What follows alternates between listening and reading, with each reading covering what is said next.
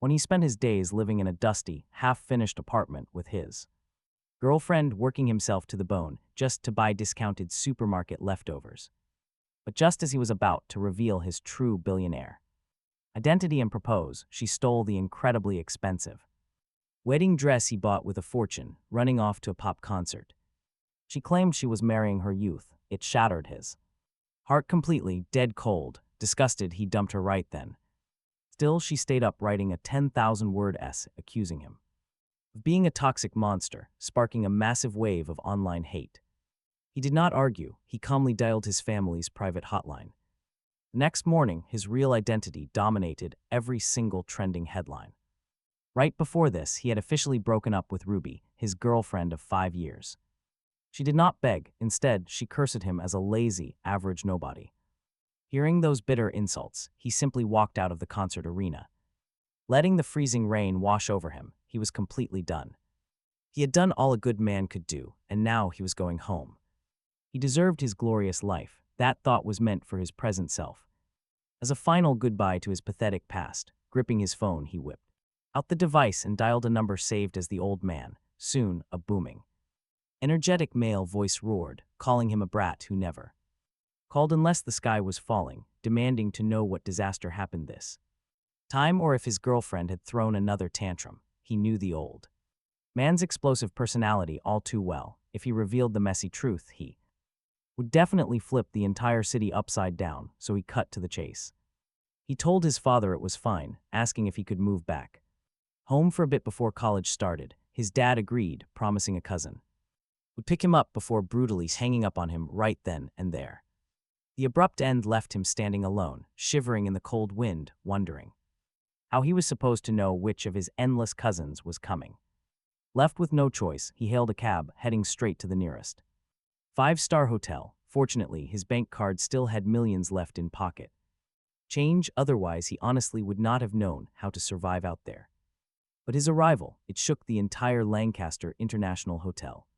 Just because he casually whipped out a legendary black gold VIP card. Owning that card required way more than just money. It demanded supreme power. High-tier elite figures could not simply apply for this level of access.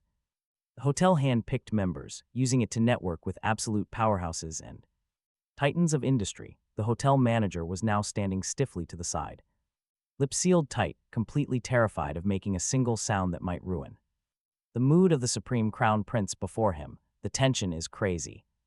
He had been managing this place for exactly 2.5 years. And during his entire career, he had only served 2 black gold members. One was the mayor and the other was the nation's wealthiest tycoon. Seeing the boy, his absolute first thought was just how incredibly young he looked. Still, as a seasoned veteran with over a decade of experience, he quickly weighed his options. The manager quietly ran a scan on the black gold card. Big mistake. He should have ignored it, because seeing the details nearly made his soul escape his body. As a manager at the Lancaster Hotel, he knew that name. That name belonged to the ultimate big boss behind their hotel, the supreme leader of the capital financial empire. Grandpa Lancaster himself was indeed his maternal grandfather, the eldest princess of the Lancaster group, who was also the sole heir to this grand dynasty, was his biological mother. Power on another level. The connections on his paternal side, pure terror, a massive web. And rumor had it that this grand, high-end hotel was built for one specific purpose. Just a playground for this young master, simply unreal. It was enough to make a low-level manager wet his pants. He was the absolute crown prince of the capital, a figure who could make the entire imperial city tremble with a single sneeze. If the manager did not treat him like a god today, tomorrow he might end up in a black sack floating down the river. So the moment he arrived, they immediately escorted him to the presidential suite on. At the 9th floor, he kicked back looking blissfully relaxed while raising his wine. Right in front of him stood 2 teenage girls, both wearing maid outfits, whose stunning looks completely outshined Ruby. These twin sisters took on the highly crucial job of massaging his legs and shoulders. Suddenly, his relaxed grin freezes. Liam tilts his head, spitting the fancy wine into the trash. The 2 young girls who were giving him a massage stand there completely frozen. They were absolutely petrified, thinking their poor technique had triggered his wrath. Before entering, the manager had warned them a million times about the guy inside. He has a terrifying background that completely defies any normal logic. Fail to serve him perfectly, and they would be feeding the fishes tomorrow. Remembering this, both girls tear up instantly as they start to panic.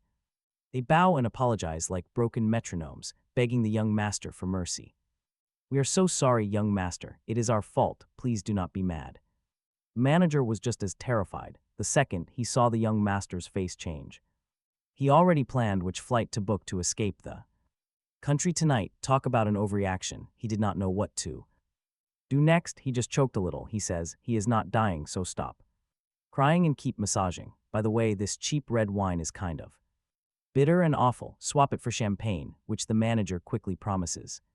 He begs the crown prince to wait, since he is not furious. The hotel manager lets out a massive sigh of relief, but does not dare slack off, swiftly turning on his heels to fetch the champagne. Meanwhile, the two girls shuddered when they heard his words. They knew exactly where that red wine came from, a Romanée Conti worth a staggering $100,000. Yet for this young master, it was just cheap trash. Thinking of this, the two girls massaged with even more desperate passion, if they do a good enough job.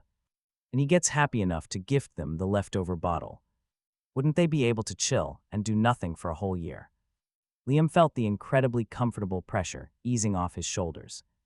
Legs, he nods in satisfaction, his gaze casually resting on the two young girls. He is getting hungry. He tells them they should go head down and grab some food. Before anyone can reply, the hotel manager sprints in, clutching two expensive bottles of champagne, addressing him as Crown Prince, and eagerly offering to fly in any fresh dish the young master desires.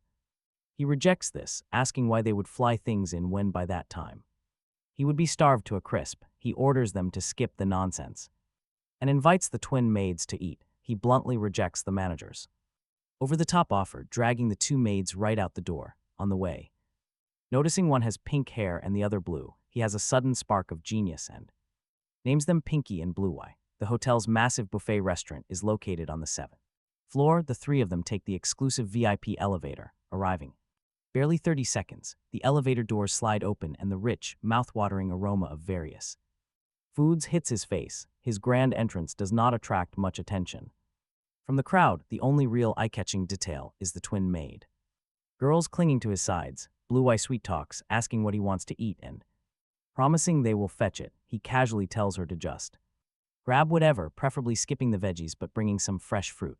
Blue Eye gives a sweet smile, grabs a clean plate, and eagerly dashes toward the buffet. Pinky, who is also tasked with serving him, instantly gets restless seeing her sister score points. Pinky chimes in, offering to grab him some drinks. Right then, several bodyguards in sharp suits suddenly march out of the elevator, moving with strict military precision. From the bulging shapes under their jackets, he can easily tell these elite guys are packing some serious, lethal weapons. They be professional bodyguards sent by the manager, specifically deployed to protect his precious life. Surprisingly, they do not act like those brain-dead bodyguards in those trashy webtoons who just crowd around their master. Instead, they scatter in an orderly fashion, each taking up a strategic blind spot. This way, they do not expose his identity while maintaining perfect control over the entire room. Not bad at all, he thinks. He takes the napkin Pinky hands him, giving a quiet nod of approval. "Young master, what did you say?" Pinky freezes for a second, her flawless doll-like face showing pure clueless innocence, which is insanely cute, hearing her sweet voice. He finally takes a good look at the girl beside him. Her exquisite little face looks like a main character ripped straight out of an anime, especially when paired with that maid outfit. It is an absolute critical hit. This is million times better than Ruby. He beckons Pinky to sit and chat with him. Meanwhile, inside the control room of the Lancaster International Hotel, the manager stares intensely at the security feed, sweating buckets. Right now, the Crown Prince is leaning in, whispering something to Pinky. Because the camera is quite far from them, he cannot hear a damn thing they are saying, but judging from his relaxed facial expression, he seems to be in a very great mood. Phew, looks like betting on the twins was the right move. The hotel manager wipes a cold sweat from his forehead, exhaling deeply as if a mountain has been lifted off his chest. Not far away, the head of security. He watched his own manager looking like he just dodged a missile, completely mind blown. His manager was acting ridiculously cautious, even when the city mayor visited.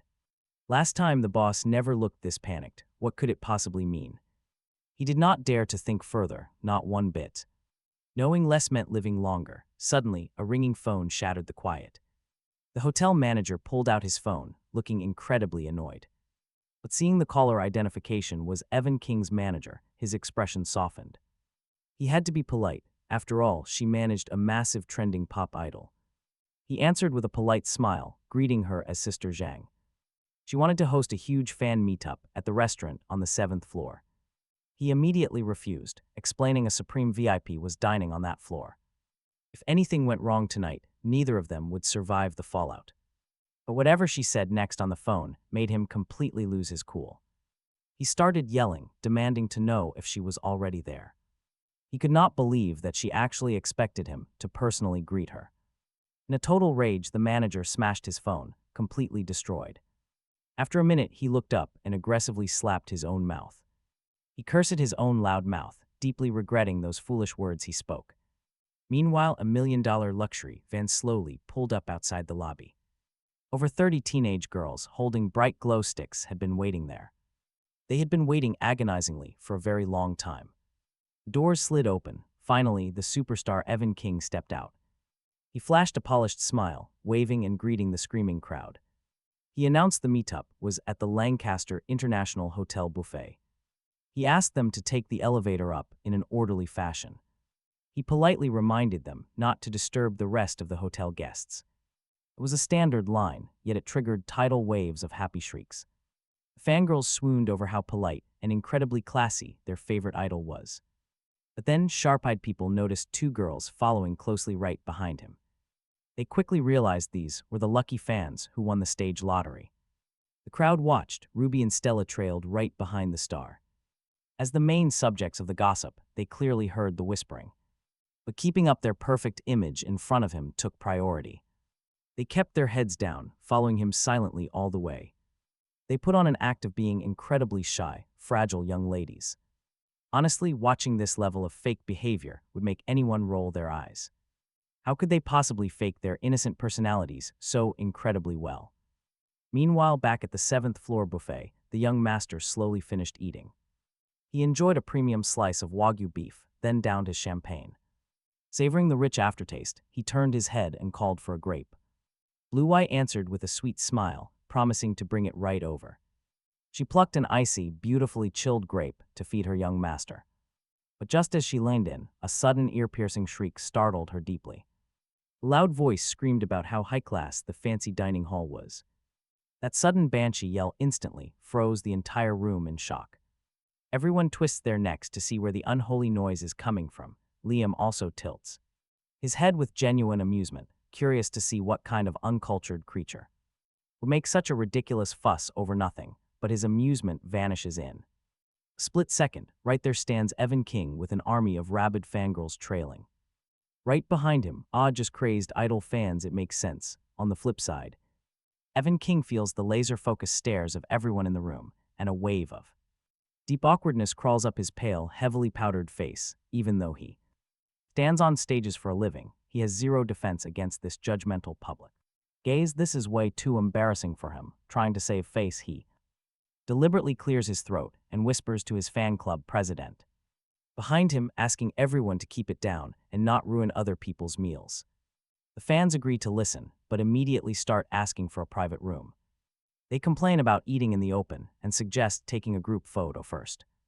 The crowd erupts into a chaotic flock of noisy seagulls. At first, they are just agreeing with him, but the volume keeps cranking up as they loudly debate what to eat and how to pose. Evan King shakes his head in helpless frustration. He tells the fan club president to go negotiate with the hotel staff to see if they can get a giant table or a private room, but very quickly she brings back bad news. No mega tables and absolutely no private rooms. The president gets angry, demanding to know what is wrong with the hotel.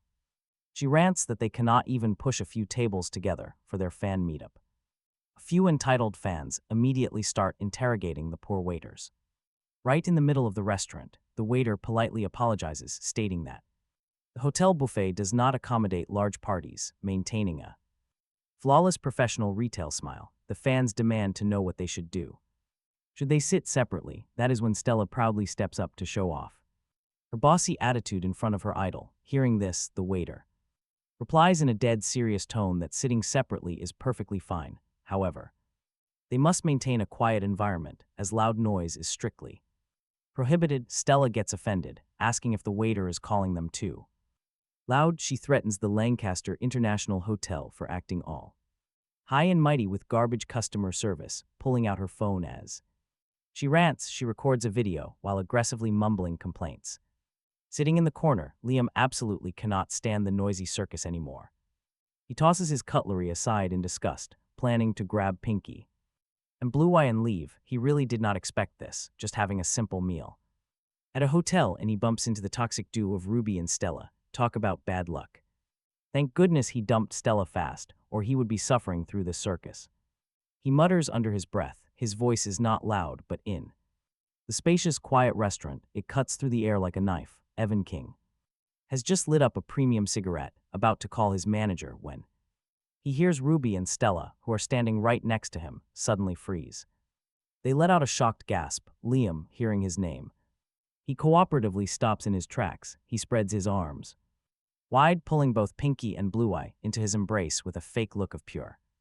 Liam just smirks at their shock. Coincidences are funny, since enemies always cross paths on a narrow road. He tells them tonight's tab is on him. Eat well, drink well, and sleep well. After dropping that absolute bomb, he flashes a deeply meaningful grin at the whole group. Then, putting an arm around each maid, he swaggers toward the VIP elevator. No looking back. Absolute unfiltered disrespect. You have to admit, that sleep well line is straight up psychological warfare. He basically paid to marry his ex off to someone else, so he might as well pay for her to sleep with someone else too.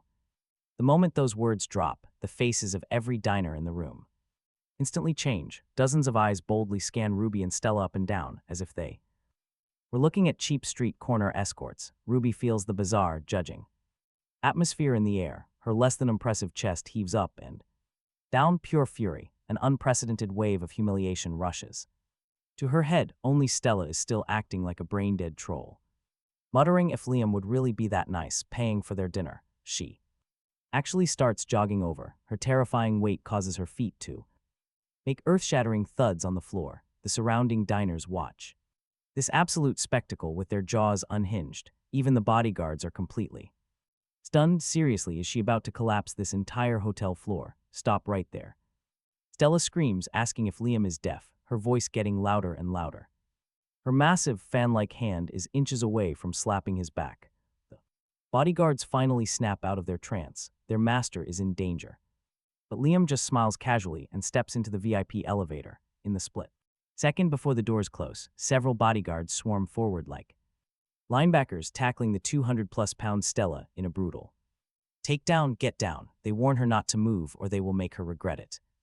They warn that starting a riot here will get her thrown in jail. Stella is pinned to the floor like a hog waiting for the butcher, but her mouth keeps blabbing nonsense. Evan King cannot watch his precious image suffer, so he steps up. He asks them politely to release his fan first to hear what she has to say, even though he secretly despises Stella too. His popular persona is at stake here. He cannot just stand by since he is the top trending star in the country right now. The bodyguards, of course, recognize the pretty boy face standing in front of them, since Liam is already safely up.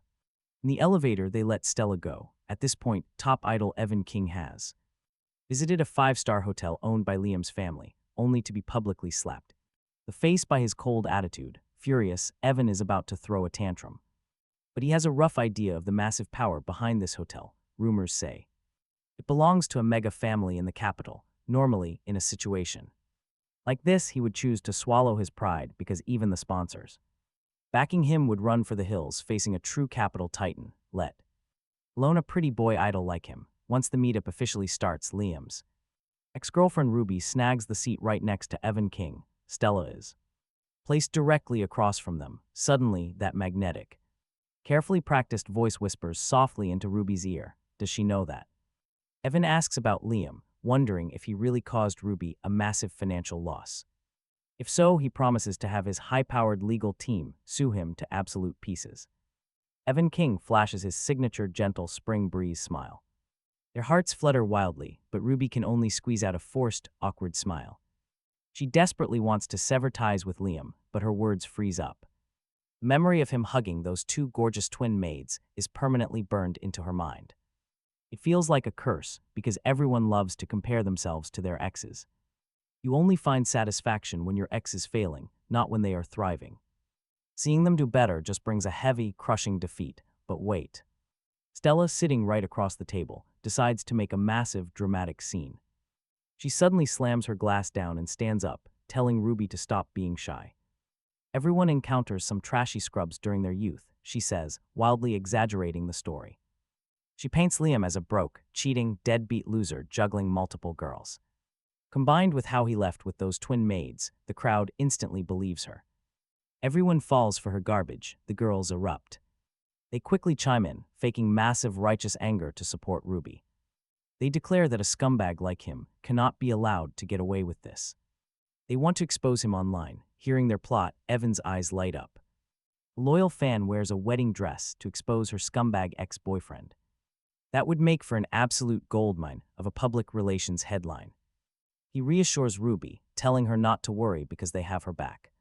He flashes another trademark handsome smile, gently patting her on the shoulder. That single, simple touch sends Ruby straight into a dizzying, starry-eyed trance. She desperately dreams of marrying him, while Evan plots to utterly destroy Liam. Just as he is scheming, his manager, Sister Jean, sends an urgent text.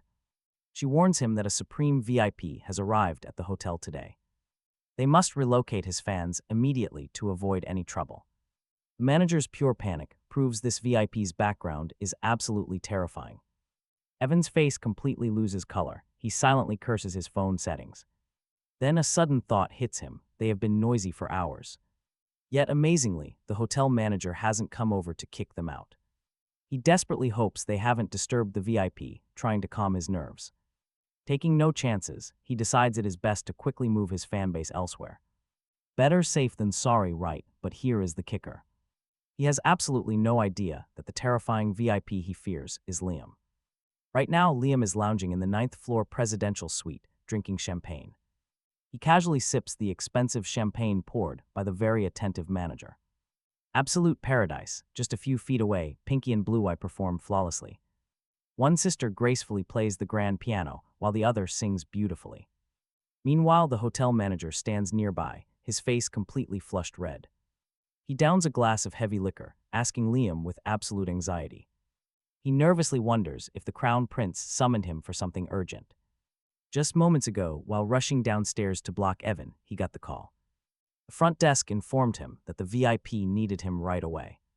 He had no choice but to sprint all the way back to the 9th floor. Leaving the manager a sweaty mess, Liam calmly explained he did not call him up. For anything too serious, Liam looked up, a glint of icy sharpness flashing. Through his lazy gaze, he asked about the guests on the 7th floor some. Big celebrity, the manager was aware of them, right? His face froze, then he quickly caught on, asking if Liam meant Evan King. Exactly. Liam replied. The manager screamed internally. The VIP was indeed annoyed by Evan King. He felt completely cooked absolute barbecue while frantically calculating which country to escape to tonight. The manager squeezed out a smile uglier than crying. He begged young Master Liam for forgiveness, blaming his own failure for letting them disturb Liam's peace, but sensing the vibe was totally off, Liam quickly cut him off. What does this have to do with you? What I mean is, it is always a joy to welcome friends from afar. Since these guests chose this hotel out of all the others in the city, we should show them some proper hospitality. Liam decided to pay for all of their expenses tonight. He also ordered 10 bottles of champagne sent up, the $8,800 ones sprinkled with a little magic science. Liam suggested putting in those little blue pills before asking what kind of room they had booked. This rapid-fire string of commands completely fried the manager's brain. He stared blankly for a solid 10 seconds before answering that they booked the presidential suite on the 8th floor. Too cheap, Liam scoffed, ordering them moved up to the 9th floor. Liam joked he would carry his helicopter and walk home to make room for them. The hotel manager was flabbergasted, while Pinky and Blue Eye were also completely dumbfounded. What kind of logic-defying statement was that? They wondered if their Young Master was secretly a massive Idol fan too. Honestly, what kind of fan would do this? Liam ordered the manager to just do exactly as he said quickly, putting down his glass. Liam issued the absolute order. The manager quickly agreed, shouting and snapping to attention. He immediately started calling the other staff to execute the bizarre mission. Not long after, he returned with an excited face, reporting that everything Liam requested was now in place. Evan King and his crew were just about to sneak out, but one of their supervisors intercepted them. Upon hearing about Liam's incredibly generous hospitality, they were deeply moved and were currently heading back to the seventh floor buffet. Very nice, Liam smiled, praising the manager's hidden talents and suggesting that when a chance arose, he should transfer to the headquarters in the capital. Liam gave a slight nod, fully acknowledging his slick administrative skills. Hearing those words was like hearing the choir of heaven to the manager, who got so hyped he almost jumped 3 feet into the air, thanking Liam profusely and swearing he would not let him down. Pinky and Blue Eye stood by like statues, completely dazed. Their guesses regarding Liam's true identity skyrocketed yet again. A single sentence could decide the manager's entire future career. Naturally, Liam also noticed the 2 adorable little maids. He gave a soft smile, reaching out to lightly tap both of their foreheads with his finger, praising them for working hard, but noting how incredibly young they seemed. He wondered why they were working this job instead of going to school. Hearing this, the girls' faces drained of color, and they frantically. One girl quickly explains, "Please do not misunderstand. They just finished college entrance exams and start university in the fall. Working at this hotel for the summer is just for living expenses." The hotel manager chuckles nervously, backing them up immediately. He agrees, telling young Master Liam that these twins are waitresses.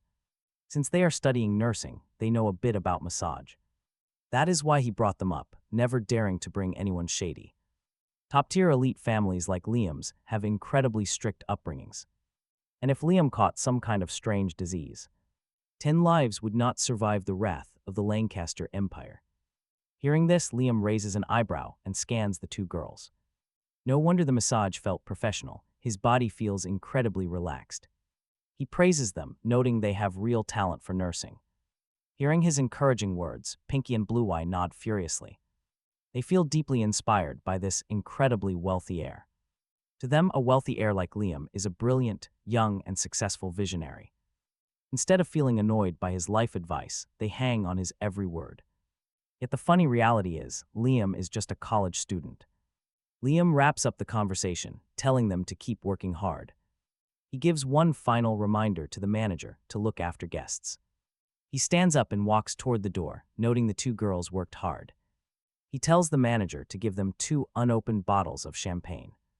Hearing this, the 2 girls almost scream in pure joy. Now they will never worry about tuition or living expenses again. Honestly, who tips $60,000 worth of champagne? It was Krug Clos d'Ambonnet, not some basic bottle bought for a few grand. Each of those bottles is worth nearly $30,000. That single bottle of wine is worth more than half a year of a waiter's salary. Liam flashes a warm smile, bidding Blue Eye and Pinky farewell for now. Escorted by the manager, he walks out, leaving the 2 twins behind. They stand completely frozen. Blue Eye whispers that she is falling in love. She pats her flushed cheeks as her heart beats rapidly. Pinky rolls her eyes, telling her sister to stop fangirling. She pinches her sister's waist really hard, making her let out a very sharp yelp. Still, Pinky admits that young Master Liam is a remarkably true gentleman. He spent the entire afternoon with them without making weird demands. Blue Eye agrees that the manager totally exaggerated. He is incredibly gentle, and she vows to serve him forever. Both of them hope they will get the chance to serve him again. Meanwhile, Liam is completely oblivious to the fan club he just created. Downstairs, a Rolls-Royce worth over $7 million glides onto the street. It draws the gazes of countless people. Wealthy high society members would instantly recognize this absolute beast of a car. It is the exclusive VIP chariot of the Lancaster Empire. Rumors say the last time this vehicle was ever deployed was for a global leader. The city mayor, Liam, leaned lazily into the plush backseat, watching the neon city lights blur past the window. As the clock struck 9, he suddenly sat up. Straight pulled out his phone and dialed a number, the hotel manager who was acting as his chauffeur, noticed the movement. He wisely kept his mouth shut, focusing entirely on driving the massive tank-like car. The call connected, and a stern voice echoed from the speaker. "Hello, this is the city police department. Good evening, officer." Liam's tone was completely flat but undeniably polite. He explained that he wanted to report a massive illegal gathering with malicious intent. The ringleader's name was Evan King, and they were located on the ninth floor presidential suite of the Lancaster International Hotel right now. He added that if they arrived too late, the party might be over. Screech. The brake pads shrieked in absolute agony. Once the massive car finally stabilized, the hotel manager whipped his head around, his face a mask of pure terror. "Young master, did you just call the cops on our own hotel?" Hearing this, Liam just shook his head. A mischievous, wicked smirk curled up his lips as he patiently explained, "No, our hotel, to maintain public safety and moral integrity, simply reported a gang of criminals." The hotel manager was left utterly speechless. At this exact moment, only one phrase in the English dictionary could accurately describe his current emotional state: absolute shock. "Oh, by the way, do not forget to print the receipt for the dinner Liam bought them. Also, the hotel security cameras mysteriously broke down today." He swiped idly on his phone screen, his tone sounding completely nonchalant. As a seasoned corporate shark, the manager instantly decoded the plan. "Understood perfectly, young Master Liam," he quickly acknowledged. Meanwhile, on the 7th floor buffet, after countless rounds of aggressively spiked drinks, many of the fangirls' faces were glowing beet red. They were already starting to feel a bizarre, unnatural heat in their bodies. Evan King had chugged quite a bit himself and was also feeling that strange, fiery sensation burning inside. Sensing something was off, he quietly waved his assistant over. Then, leaning in, he whispered furiously into his ear, "Did you guys put way too much in today, and why is my own drink spiked too?" The assistant was completely confused for a second, but quickly grasped what the idol meant. He scrambled to explain he put in the exact same amount they always used, but swore he specifically set aside an unspiked champagne bottle just for him. Evan King frowned deeply.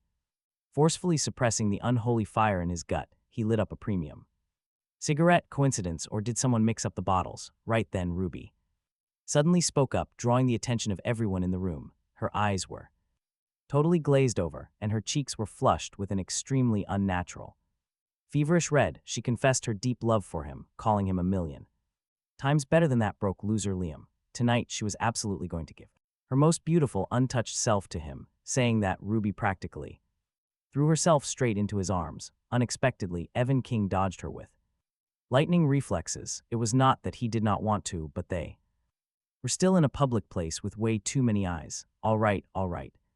Everyone was getting too drunk, and it was time to head back and rest. Evan King looked over at the room of dizzy, disoriented girls. A predatory grin, he could no longer hide it on his face. Meanwhile, an old, beat-up Santana sedan slowly pulled up to the curb outside. Several plainclothes police officers with concealed weapons stepped out one by one. By the very next morning, 2 explosive hashtags dropped like absolute bombs. They went viral. A massive storm hit social media. Police had busted a massive scandal overnight with one major suspect. It was the trending idol, Evan King, leaving the public completely shocked. Rumors swirled about a girl wearing a wedding dress and her dumped ex, Liam. But here is the crazy part. Just as netizens grabbed their popcorn, an invisible hand intervened. The rumors were instantly crushed. Every trending hashtag was manually wiped out across all platforms. 30 minutes later, the studio of Evan King released a massive official statement.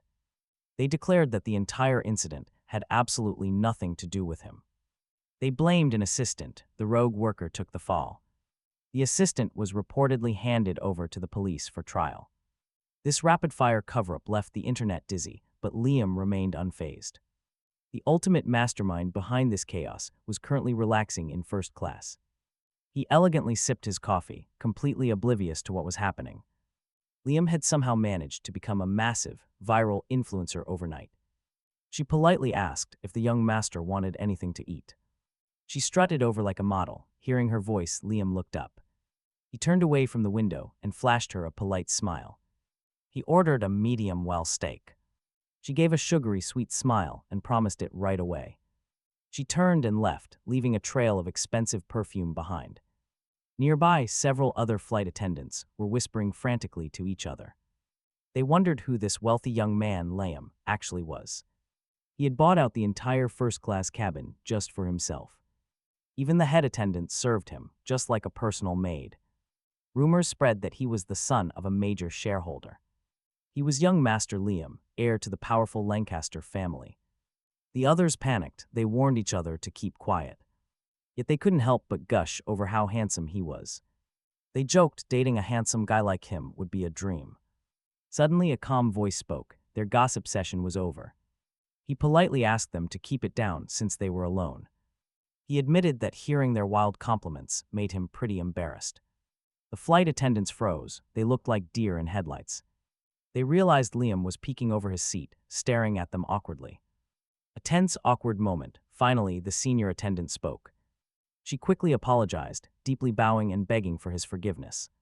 She promised they would remain absolutely silent from now on. Liam smiled. He assured them it was completely fine. He noted they looked tired and invited them to take a seat. Liam tells them to sit down and relax, waving his hand. He signals them to chill, but they quickly insist they cannot do that. Company policy forbids it, but Liam points out he bought every single seat. Since he owns company shares, when he tells them to sit, they obey. They thank young Master Liam, unable to argue with a literal billionaire. The flight attendants nod and immediately choose the seats directly facing him. This way, they can instantly cater to his every single nod. By early morning, the plane touches down at Capital International Airport. Booking the entire first-class cabin means Liam gets off the plane first. As the wealthy passenger who bought the entire cabin, he exits first. Feeling completely exhausted, he recalls the intense stares of the flight attendants. Their desperate, thirsty looks leave him letting out a heavy sigh. Just then, a sleek luxury Maybach roars out of absolutely nowhere. It instantly grabs the attention of everyone standing in the area. The scary plate says capital of 5 6s. Bystanders whisper in shock, knowing the owner of that plate rules the capital. If that man sneezes, the entire capital experiences a magnitude 5 earthquake. While travelers stare in disbelief, the luxury car stops right before him. A sharp-looking young guy with a buzz cut steps out and yells cousin. Liam raises an eyebrow, staring at the familiar face for a moment. He asks cousin Harry how he managed to get so handsome lately. Harry excitedly rushes forward and throws an arm around his shoulders.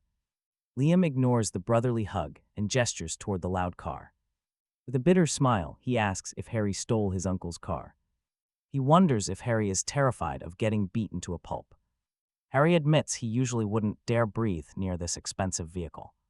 But picking Liam up changes everything since Liam is the family golden child.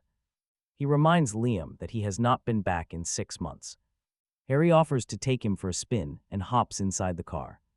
The powerful engine roars to life like a wild, angry beast. The luxury vehicle speeds away, leaving the onlookers standing in complete shock. As they drive down the highway, Harry starts making casual small talk. He mentions hearing about Liam's summer job in Fog City. He asks if Liam's massive monthly allowance was not enough to survive on. Liam explains he simply wanted to experience the real-world grind. Rubbing his nose, Liam feels a bit awkward explaining his choices. He admits it was crazy to lay bricks while having millions saved. Harry laughs, calling it worthy behavior for the future Lancaster heir. Still, as his cousin, he wants to offer Liam some genuine brotherly advice. He warns Liam not to become a hopeless romantic who gets scammed. Besides, a proper marriage requires finding someone of equal social standing. When Liam was born, at least 30 elite families lined up. Harry notes that at least 30 elite families wanted a piece of him. If Harry had a silver spoon, Liam was born wearing the crown. Harry keeps talking nonsense while Liam sits quietly in the passenger seat. Sitting in the passenger seat, Liam's mouth twitches so hard it almost cramps. He is internally screaming, pure, utter disbelief. How does his cousin even know this was supposed to be Loki? Is his family literally spying on him via satellite? But the delusional ex-girlfriend mentions remind him of last night's police report. Judging by the time, that explosive news should be plastering the internet. He instantly grabs his phone, then he completely freezes. The trending page has absolutely zero mention of Evan King. Instead, the top 5 trending spots are dominated by his name. Every single trending hashtag has Liam's name plastered all over it. Girl wears wedding dress for youth, gets dumped by toxic boyfriend. The toxic boyfriend's name is Liam. Well, this is great. Apparently, this scumbag Liam allegedly cheated with 3 women. Clicking into the comments, he finds an ocean of bloodthirsty keyboard warriors. Cheating garbage, go jump off a bridge, they scream. The breakup was clearly premeditated. The dress was just an excuse. With a name like Liam, he sounds like a broke loser anyway. A toad trying to play a swan, ugly outside, filthy on the inside. Liam swallows his rising rage. Time to check the DMs. Unsurprisingly, over 99 messages filled with vile curses flood his screen. So he is officially being cyberbullied. Talk about a massive headache. There is an 80% chance Ruby and Stella leaked his information. His eyes darken as a blazing inferno of pure fury ignites in his chest. Sitting next to him, Harry notices the deadly aura and speaks up. He asks if someone is spreading rumors, but this is a full-blown witch hunt. Liam frowns, staring out the window with his voice trembling from anger. Surprise, surprise, hearing this does not make Harry angry at all. Instead, Harry looks thrilled, almost bouncing out of his seat in pure joy. He shouts that this is absolutely fantastic. Liam snaps his head around. He turns so fast his neck cracks, his face instantly darkens. He demands to know what Harry just said. Say that again, he dares. Feeling the homicidal glare piercing his soul, Harry knows Liam misunderstood. He frantically waves his hands, explaining it is not what it looks like. Harry explains that he got a job at the Cabinet Secretariat 2 years ago. But his boss claims he lacks experience because he has not produced results. To get a promotion, he has to hit some massive performance targets. So Harry drafted a proposal, a massive internet purge scheme. But the second he submitted it, those old geezers rejected it instantly. Now everything has changed because Liam is being cyberbullied with royal status. If Liam just fake coughs and says he is feeling depressed, they will approve it. Those dinosaurs will approve the proposal overnight, just like that. Plus, Liam's own dad is not going to just sit back and watch this. He begs Liam not to let his favorite cousin stay stuck in a dead end. Harry makes the most pathetic begging face imaginable, practically ready to kowtow. Seeing this utterly ridiculous display, Liam is left completely speechless. He agreed to try and clear his name online first, but if that failed. Faking a depression arc was still on the table. Hearing this, Harry got so hyped he transcended reality, looking at him with glowing eyes like hungry green lasers, begging his big boss to accept his deepest, respectful bow. He swore to call him boss while they completely mixed up the family tree. Hearing this, his mouth twitched violently at how totally unnecessary that was. But Harry just laughed it off, mentioning a friend who returned to the capital today and offered to buy lunch, suggesting they crash it on his dime. Soon, their luxury Maybach pulled up outside a deeply hidden, ultra-quiet traditional alleyway. The moment the two of them stepped out, a young woman in an elegant cheongsam rushed up to greet them warmly. She welcomed them politely, asking for a reservation as Harry dropped his name. Clearly, he was a regular at this high-end joint, the hostess's eyes sparked the moment she heard his name, quickly escorting them both straight into a private dining room where the luxury defied all imagination. Before he could even process the wealth, a gorgeous waitress politely guided him to his seat and offered the young master some hot tea. She brought over a cup of tea that was still emitting hot steam. He was just about to reach out and take the cup, but she surprisingly pulled it back, whispering in a sweet voice that she wanted to feed him. Hearing this, his brain briefly shut down at such an extreme service level. Harry told him not to be stiff, calling it their signature VIP treatment. Service, he knew his cousin had been locked up and rigorously trained as the sole heir since childhood, meaning he probably had not visited these kinds of places much, so Harry kindly threw him a lifeline. Hearing this, he stayed silent, figuring it was fine as long as it was not mouth-to-mouth. He finally asked how she would feed him. Harry chuckled slyly, telling him to watch and learn as he turned to the woman next to him with a loaded look. She immediately caught the drift, holding her cup of tea as she carefully walked up to Harry. What happened next completely blew his mind. He watched as the waitress opened her mouth, gently bit the edge of the cup, and slowly tilted it right into Harry's waiting mouth. They played way too wild, and he absolutely could not watch this degenerate behavior. In the end, He just made his waitress hold the cup while taking a quick standard sip. During the meal, he also made a quick call to the hotel manager, asking if Evan King and his gang got raided by police last night. The manager replied with 4 words caught red-handed, getting the confirmation he needed. He started searching for the latest news on Evan King. Quickly, the public relations statement caught his eye, blaming a rogue assistant, a classic scapegoat maneuver. He narrowed his eyes, his voice dropping to a freezing, deadly low. For an average guy, how could he possibly fight this mountain of public relations pressure and cyberbullying? The answer is simple: he could not. Money and power could crush a normal person easier than stepping on an ant, but luckily for him, he possessed both wealth and power, and his was terrifyingly greater than theirs. Since they fired the first shot, they could not blame him for wiping the board clean. He picked up his tea and slowly took a sip, while a dangerously confident smirk flashed across his handsome face. Although Harry was busy ordering food, his peripheral vision locked onto the changing expressions. His political survival instincts screamed at him. The entertainment industry and the internet were about to face an apocalypse because the Crown Prince was furious. He asked his cousin if he had any legal network, asking with a completely dead serious face. Hearing this, Harry froze for a second. Was he going to file a lawsuit? Harry quickly snapped back to reality, saying the guy hosting them for lunch was literally one of the top sharks in the legal world. He explained that the guy paying for lunch was a major lawyer, and when he arrived, they could talk directly. That sounded perfect. He smiled lightly, the tension between his brows lifting significantly. As long as the rumors were shut down, the rest was easy. When the exact time came, Ruby, Evan King, and their corporate overlords would be systematically taken down one by one. Right then, the door to the private room swung open. Harry's eyes lit up, welcoming Ben. Ben joked that Harry was a sly dog who ordered all the food. He laughed as he walked into the room, a clean-cut man wearing a perfectly tailored suit and wearing gold-rimmed glasses. Right behind him followed a stunningly beautiful icy girl, clear eyes, a perfect oval face. Her beauty was flawlessly absolute. He looked at the newcomer and felt a strange sense of déjà vu. The next second it hit him. Wasn't this the famous ice queen of his university, Bella? Speaking of which, he actually had encountered her before.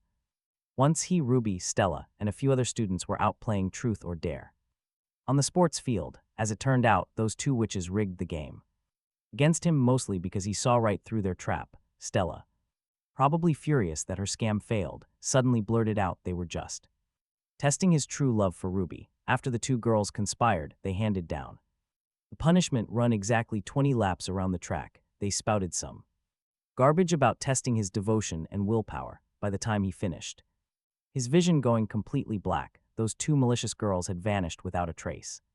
Before he could even catch his breath, his legs gave out, extreme dehydration, and dizziness flooded his brain. Just at that moment, a bottle of water was shoved right in front of his face. It was held by an incredibly pale, delicate hand, and the owner of that hand was the university's legendary ice queen, Bella. This was fresh water offered by the school goddess herself. Any normal guy would have snatched it and chugged, but he was absolutely terrified Ruby would misunderstand. So he rejected her kind offer, genuinely thinking he was being the ultimate devoted boyfriend. Little did he know, in everyone else's eyes, he was just a tragic clown. The very next day, Stella posted a video on her feed.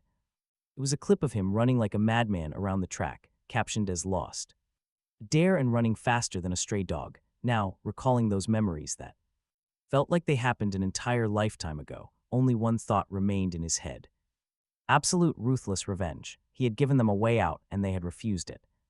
Liam thought back on how his enemy spread rumors to stab him in the back. Now it was time to play. He wanted to see who got the last laugh. Suddenly, Harry welcomed a rare guest, Bella. This voice yanked Liam right out of his thoughts. Bella greeted Harry politely. At the same time, her gaze landed squarely on Liam. She remembered him. He was the first and only guy in her entire life to ever reject her. That rejection left a massive impression on her. Her memory of him was carved in stone. Out of pure curiosity, she asked about his reputation. Devoted but sadly blind, that was Bella's final verdict on him. Seeing her look completely stunned, Liam knew she definitely recognized him. So he simply stood up and greeted her. "Hello, school beauty Bella. Long time no see." The moment those words dropped, Harry and Ben whipped around. They demanded to know if Liam was her classmate and how they knew each other. Harry and Ben blurted out questions. "We met once," Bella replied. The whole room instantly went quiet, making the air feel incredibly heavy. It was that classic wingman look, so Liam quickly changed the subject. He thanked her for helping him out last time, apologizing for the late appreciation. She gently said it was fine, helping classmates was just normal. Bella looked down, seeming quite shy, a total contrast to her usual Ice Queen persona. This completely confused the other men. Suddenly, Ben realized something. What did Harry call Liam? Cousin? Could he be a Lancaster? You see, the Lancaster family is the absolute peak of the capital's top dynasties. Their supreme power reaches the sky, dominating everyone in their path. Even the head of Ben's family had to bow and call their peripheral elders boss. Ben only became roommates with Harry by pure luck in college. Otherwise, he would be nothing more than Harry's errand boy. Suppressing his racing heartbeat, Ben carefully licked his dry lips. He carefully tested the waters, asking Harry to introduce them. He politely hinted that Harry should finally introduce them to each other.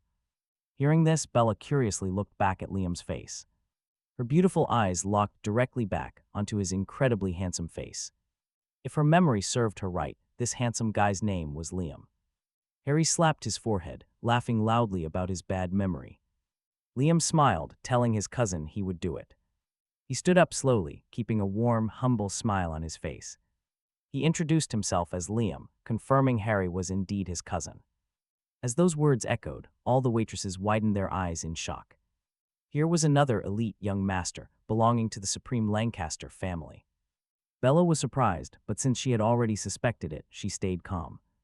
So brother Liam was also an influential young master of the Lancasters. He practically begged the young master to look out for her in the future.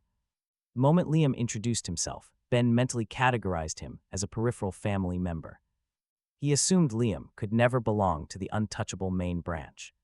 After all, the Lancaster family only had one true crown prince. That legendary figure had absolutely never shown his face to the public. Liam laughed it off, telling Ben there was no need for such formal titles. No need to act like strangers. Besides, campus beauty Bella once helped him. If she ever runs into any trouble, he definitely won't just stand by.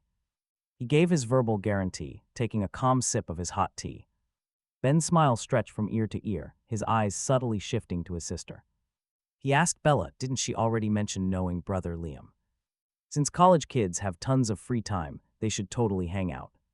Go shopping, watch a movie, but Bella's face immediately exploded in a blush. She protested that he had a girlfriend, but Ben brushed it off entirely. They could easily just be close bros, exactly like him and Harry, he insisted. Dark lines dropped down her forehead before Liam suddenly interrupted their chat. Ben looked completely confused as Liam cleared his throat to clarify things. With a deadly serious expression, he declared that he had no girlfriend. The girl campus beauty Bella knew about is now officially his ex-girlfriend. Wait, actually, she is now his defendant. Talk about an epic twist. Hearing those words, everyone's faces went through a wild ride of shock. An ex-girlfriend turned defendant. That is so ruthless, making Ben's face stiffen. He desperately wished he could hit an undo button on his last few words. Liam was a Lancaster, but Ben could not gamble his sister's lifelong happiness. If his grandfather found out he sold his sister to someone toxic, he was finished. He would have to respawn and restart his entire life. Beside him, Bella frowned. She was deep in thought, knowing this guy was famous across campus. Being a hopelessly devoted simp, suing his girl just did not compute. Noticing the atmosphere in the room turning weirdly silent, Harry decided to step in. He actively jumped in to save the vibe, mentioning their shared destiny. Harry claimed Bella and his cousin actually had quite a bit of destiny together. Ben frowned while Bella tilted her head, curious about his nonsense. Even Liam was completely lost, searching his memory for any childhood sweethearts. He had spent his entire childhood locked up inside a highly secure estate.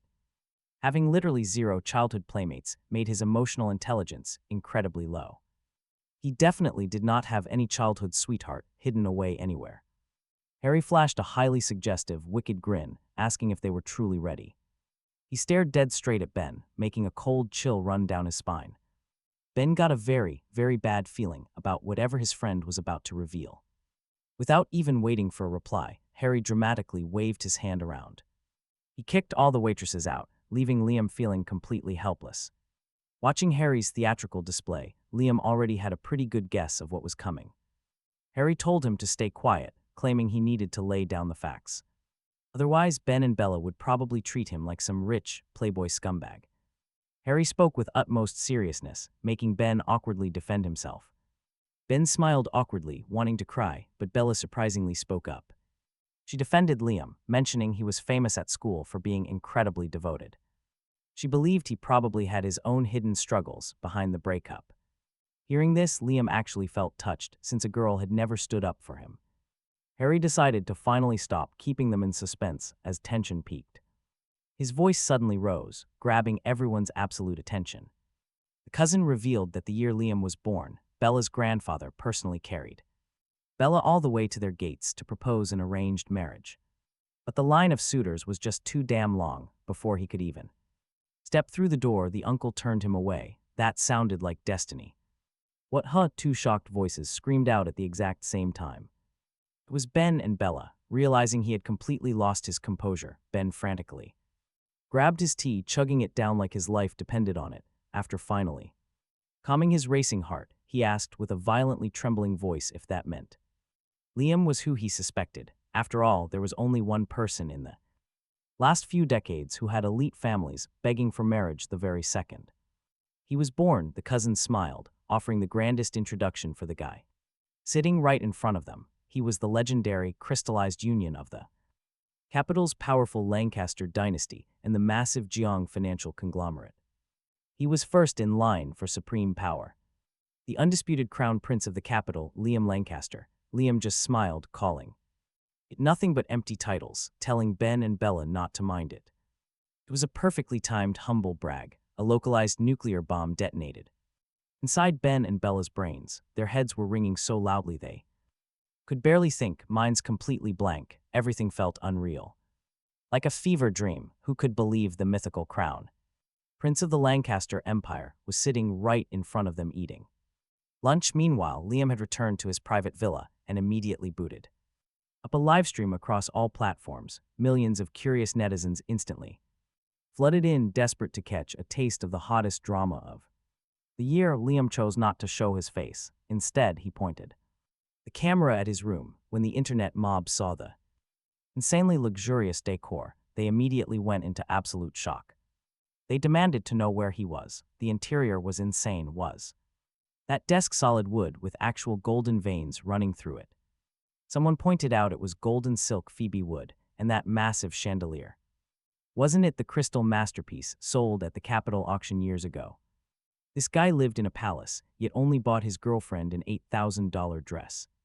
They called him a trash boy. Would he clear his name? Evan King was streaming next door with both the victim and the witness. They dared him to link up. Looking at the avalanche of hate comments, Liam felt an incredibly tight knot of frustration. He had not shed a single drop of sweat for this house, but worked his butt off for 2 months straight just to buy that dress. How were those even the same? Girls loved saying, for rich guys, look at their effort. For poor guys, look at their money. Was his effort not enough? Taking a deep breath, he was about to speak when a notification popped up. Evan King had requested a live battle, trying to humiliate him. Liam frowned. He accepted. Instantly, the center-parted pop idol, Say Something, appeared on the screen. All right, the connection was finally live. The broadcast is officially live, and the online crowd is begging to hear from the victims. Evan tells everyone to rest assured because he has already contacted his legal team. He promises he will absolutely seek justice for those 2 lovely ladies. On screen, Evan King smiles gently, oozing a disgusting aura of confidence. Naturally, the live chat is completely unified in support of him. It is a synchronized wave of praising Evan while utterly trashing Liam. The art of lifting one up by stepping on another is executed beautifully. Justice? Liam can only laugh. How do they even have the nerve to say that? At this point, Liam has completely lost his patience with their nonsense. He ruthlessly begins mocking them, just as Ruby and Stella's voices ring out. Ruby demands to know what right Liam has to break up with her. She asks how he is going to compensate her for her lost youth. He ignores Stella's barking, aiming a soul-crushing interrogation directly at Ruby. He points out that she wore a wedding dress to chase another man. He could not accept that, so he chose to break up. Is that a crime? He tells her to drop the moral guilt trip, as breaking up is his right. Just like her wearing that dress was her right, his logic is absolutely bulletproof. Ruby completely freezes, having absolutely no idea how to respond to that truth. But Stella, with a face thicker than a brick wall, jumps right in. She claims Ruby was just honoring her youth and asks him to be understanding. Why can other boyfriends understand, but he has to be a toxic weirdo about it? Hearing this, Liam instantly bursts out laughing. Some people die at 20. So why does she not go die too? Stella roars back in absolute fury. The chat box finds its rhythm and starts spamming insults at Liam. They call him a cringe king who does not respect women. Liam completely ignores them, continuing to interrogate Ruby about her cheating claims. He warns that spreading rumors without evidence will put her behind bars. Ruby claims she is the proof, along with all the fans at the meetup. They saw him getting handsy with twin sisters and walking into the elevator. Before Ruby can even finish, Evan King jumps in with a sharp, aggressive tone. Liam mockingly asks if that is really their only proof. He counters, saying he saw Evan getting handsy with a massive group of female fans. And after dinner, they all went up to the 9th floor suite together. So does that mean he can suspect Evan of organizing an illegal freak party? After dropping that absolute nuke of an accusation, Liam adds one more detail. He mentions he has real proof, the hotel security cameras and the staff. Talk about a plot twist. Evan King is left completely and utterly stunned. Ruby and Stella are also paralyzed. Didn't the hotel cameras magically break? But the three of them quickly snap back to their senses. They are 100% convinced that Liam is just bluffing. Evan King's confidence surges back as he demands Liam release the footage. Stella chimes in, telling Liam to stop being a stubborn idiot. She claims he is a toxic scumbag trying to smear their precious Evan. She threatens a lawsuit, while Ruby acts disappointed in his character. Ruby accuses him of shifting the blame after getting caught doing something disgusting. She concludes by declaring that being with him is her life's biggest regret. The trio's words acted like a wind vane, pointing the massive wave of internet trolls right at him. Their wrath exploded instantly, and the entire chat was buried under an avalanche of pure toxicity. Furious viewers even threatened to pool cash, dox his home address, and track him down. They wanted to assault him. Watching the chaotic screen, a cold smile crossed his face. He mocked their empty threats. He could not release the hotel security footage quite yet. But if these keyboard warriors really wanted to meet, he was happy to oblige them. He directly posted the exact coordinates of his luxury villa right into the stream chat. Then he boldly announced that everyone was more than welcome to drop by. This was pure arrogance. When had online trolls ever been disrespected so completely? Furious, they started screaming that they were calling rides to his place immediately. They mocked him, claiming he was just acting tough while totally cornered. They spammed the chat, telling him to stop running and speak up. Some claimed they were calling a Diddy taxi right now to beat him down. Others rallied the group to attack, but he was done wasting his breath on them. He welcomed them to try, having completely lost all patience with their crying. Having pulled maximum heat onto himself, he shut down the live broadcast. Evan King disconnected from the live battle, but those final words still lingered. The mention of unreleased security footage was burned deeply into their minds. Evan King smiled triumphantly and told Ruby that the loser was clearly bluffing. He wrapped an arm around her, acting like he had just won the championship. Seeing this, Stella was drowning in jealousy, so she tried playing the smart strategist. She suggested declaring war on the scumbag while the hype was still massive. That way, his trending status would easily reach an entirely new level. Hearing this, Evan's eyes lit up. He was walking straight into a trap. He loved the idea, immediately ordering his studio to draft a major public post. Meanwhile, right after ending the stream, our main character grabbed his phone. He rapid-fired 3 calls. First, he told his father he was being cyberbullied. His dad actually called him a scumbag in return, which he quickly protested. He insisted he was a devoted guy and would get depressed if insulted. Then he explained that an internet mob was currently heading to his villa. He demanded to know if his father would handle this, threatening a grim fate. Specifically, that the Lancaster family bloodline would end tonight if nothing was done. He spoke at lightning speed and hung up before his father could even reply. Next, he swiftly dialed his grandfather to report the cyberbullying. He told the old man to check the internet trends to believe him. With that secured, his final call went straight to his cousin Harry. He told him plans had changed and he needed to work overtime tonight. He promised to text his father to force the elders to approve Harry's proposal. It would be fully approved by tomorrow morning. In exchange, he needed a favor. He would have the Lancaster hotel manager send over the vital security footage. Hanging up the phone, he exhaled a massive sigh of relief. But a moment later, an icy, murderous glint flashed in his eyes. He wanted his enemies to enjoy their final moments before the absolute storm arrived. Right on cue, in the airspace above the capital suburbs, the wind shifted. Several heavily armed SWAT helicopters were already on their way. Helicopters roared across the sky at breakneck speed, below them fully armed. Tactical units completely encircled Liam's villa, a total iron ring.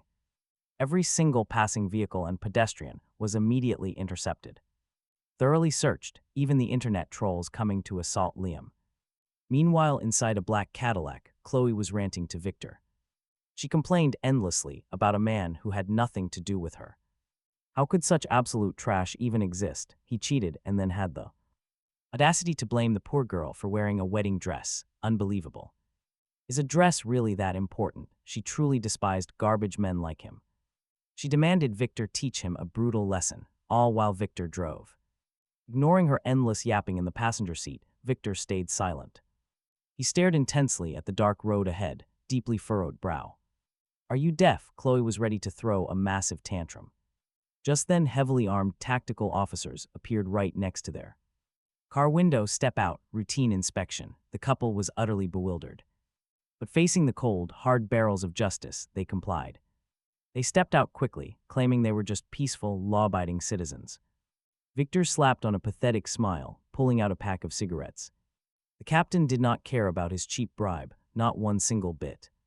Stone-faced, he checked their papers while other officers tossed the trunk. They searched the vehicle thoroughly. The captain examined their documents, finding no major red flags. His expression softened, but he casually asked where they were heading so late. Chloe and Victor panicked. They exchanged a nervous glance. Obviously, they could not say they were going to commit a crime. After a brief silence, Victor made up an excuse. An elder in the family passed away. We are rushing home overnight for the funeral. Condolences, the captain nodded, preparing to let them go. Suddenly, an officer shouted from the back of the car, Captain, we found baseball bats and steel pipes. Click-clack, assault rifles racked in unison, a terrifying sound. The captain's eyes turned deadly cold, quite the unique funeral customs. Victor stammered, claiming the weapons were just for self-defense on the road, forcing a smile uglier than crying. Do you know this guy? The captain pulled out a photo of Liam from his jacket. Before Victor could speak, Chloe got super excited. Yes, she blurted. Is that not the toxic scumbag Liam? Are you hunting him? I knew garbage like him would face justice eventually. The captain tilted his head, staring at her endlessly yapping face. Incredibly weird. Talk about instant regret. Victor's heart dropped straight to his stomach. He frantically slapped Chloe's arm, signaling her to shut up. Why are you hitting me? Chloe completely missed the hint, yelling loudly at him. The captain smirked, telling her to keep going. I am listening, he said, crossing his arms, highly amused. Hearing the commotion, the surrounding tactical officers marched over. Unison trapping the couple, the atmosphere grew incredibly tense. It felt terrifyingly creepy, and Chloe realized something was very, very wrong. She asks what this is, and the captain says he is inviting them back. For some tea, smiling coldly, the captain waves his hand and orders them cuffed. Instantly, cold silver handcuffs are slapped onto their wrists. Chloe begs him to wait, claiming he is misunderstanding, but he denies it. No misunderstanding, we have proof, take them away. Chloe screams she did nothing. You cannot arrest me, this is illegal and I will sue you. Chloe desperately struggles. Sue me? Wait until you get out of prison first. The captain sneers. He completely ignores her, turning around to slide back into his police car. He sits inside without looking back. The cabinet had issued a direct order. A top-tier absolute mandate to protect the safety of the young man in the photo. They had to eliminate every single threat, if even a hair on his head is harmed. The captain and all his bosses would be fired, or even worse. Meanwhile, the famous Evan King studio releases a formal statement online. They promise to take severe legal action against all the lies spread on stream. They declare they will fight for justice on behalf of the cheating scandal victims. To make it dramatic, they attach a flashy, heavily edited declaration of war. Once this graphic hits, the entire online world explodes instantly. The news immediately shoots straight to the top trending spot. Millions of people swarm the comments, happily stoking the massive witch hunt. Looks like Evan is playing for keeps. Finally, that loser Liam is going down. Congrats, grab your popcorn and watch this absolute trash get locked away. But right as public opinion completely shifts, an emergency meeting is called. This midnight summit takes place inside a massive, imposing conference room. Over a dozen powerful cabinet ministers are whispering nervously among themselves. These elite leaders have worked together in the government all year round. They are all old acquaintances, so there is plenty of friendly small talk. Still, they are all dying to know the real reason for this unprecedented meeting. Suddenly, the heavy doors open, and two figures finally step inside. They appear in everyone's sight at the exact same moment. These powerful men who control the country instantly sit up straight as boards. They stare nervously at the imposing figure leading the way, and that man is the current second-in-command of the nation, the vice premier, who also happens to be the patriarch of the elite Lancaster family, Liam's very own father. "Sorry for calling you all here so late," he says with a dignified smile. His tone is perfectly calm, yet it carries the crushing aura of a ruler. The ministers quickly wave it off, saying they could never compare to his greatness. He is their ultimate role model, facing this sudden barrage of extreme flattery. Mr. Lancaster barely reacts as he walks straight to the head of the table. He sits down, and after brief pleasantries, the meeting officially begins. Harry steps up, handing thick stacks of documents to every minister in the room.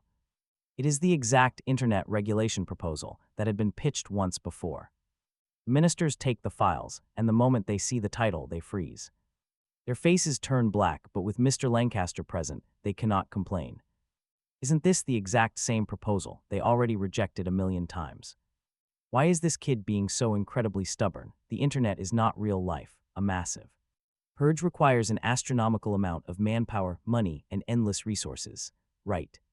Then Mr. Lancaster spoke up. He announced only 2 items on tonight's agenda. First, the issue of online defamation and rumors. Second, the absolute chaos. In the entertainment industry, Mr. Lancaster's words landed like the heavy hammer of Thor. Even if the ministers had a mountain of complaints, they had to swallow them down completely, with Mr. Lancaster giving his ultimate backing. Harry finally found the courage to stand tall before these powerful titans. The ministers had heard these identical talking points 1,000 times. Right now they had just one thought: speedrun this meeting and go home to sleep. Since the big boss had spoken, their opinions were completely meaningless anyway. However, the next few sentences shocked them wide awake. Harry slowly exhaled, his eyes looking incredibly sincere but deeply sorrowful. "Ministers, you may never have experienced cyberbullying. You do not know the devastation it causes. But today I can responsibly tell everyone here, my cousin Liam is currently suffering an unprecedented, horrific online witch hunt, and as his cousin I can only sit back and watch him slowly slip into deep depression. Do you understand how I feel? Do you understand how his family feels? Do you know how his father and grandfather feel?" Harry delivered this speech with absolute Oscar-worthy emotion, but to everyone in the room, it was like a nuclear bomb. Exploding, the 13 ministers simultaneously bugged their eyes out. What the hell? Cousin Liam suffering cyberbullying? Is he not the sole heir of the Lancaster dynasty? Holy guacamole, the actual crown prince of the Lancaster Empire is being cyberbullied, and he is asking how his dad and grandpa feel. The ministers subconsciously swallowed hard. They quickly used their peripheral vision to peek toward the head seat at the terrifying, dignified, middle-aged man sitting there. They knew exactly how he felt all too well. Suddenly, one minister slammed the table, jumped up, looking completely furious. His eyes practically fired lasers of righteous anger. "This is an absolute outrage. I had no idea the internet had become this lawless and vile. For the sake of the victims and the families of those victims, we absolutely cannot sit idly by. I propose we draft those execution orders overnight. Purge the internet." The moment he finished speaking, every single minister echoed his sentiment. Yes, the internet is not outside the law. It is time we Clean up this mess and the entertainment industry's toxic culture, too. I do not think Comrade Harry needs to present any more case studies. Time waits for no one. Let us draft the orders right now. Agreed, seconded, let's do it. By early morning, a massive news drop hijacked every single media outlet, completely detonating the entire internet across the whole country. The cyberbullying victim's true identity was actually revealed as the Crown Prince of the capital, and the mastermind behind this massive revelation was his grandfather, the supreme ruler of the Jiang financial conglomerate. When he found out his precious grandson was being targeted by rumors and cyberbullying, he immediately issued a direct order from the Jiang group, putting extreme pressure on all major social media platforms. But the goal of this pressure wasn't meant to suppress the trending topics, it was actually to artificially boost them to the absolute maximum. See, Liam never wanted some quiet resolution, since things had already escalated this far and he had suffered so much abuse. He was going to make sure they faced the absolute wrath of the law. There was no letting this slide. Very quickly, he posted a short video response directly addressing Evan King's declaration of war, just 8 words, ironclad proof to the bitter end. Once this dropped, public opinion online was finally no longer entirely one-sided. Many netizens decided to step back into the neutral zone, waiting for the ultimate plot twist. After all, most people still had some common sense, but those hardcore, brainwashed Evan King fans reacted like cats getting their tails stepped on. You really believe he has proof? If he had proof, why didn't he release it earlier? I will forever stand with Evan. Even if he made a mistake, he must have a tragic backstory. Oh wait, my Evan could never make a mistake. Are there seriously people who believe this toxic loser? Liam, did you guys leave your brains at home? But then that very afternoon, the official state media dropped a bombshell. Effective immediately, the cabinet was forming an elite inspection task force to conduct surprise audits on the internet and entertainment industries. The moment this news was published, it caused an absolute deafening uproar. Talk about perfect timing. Liam's identity gets leaked.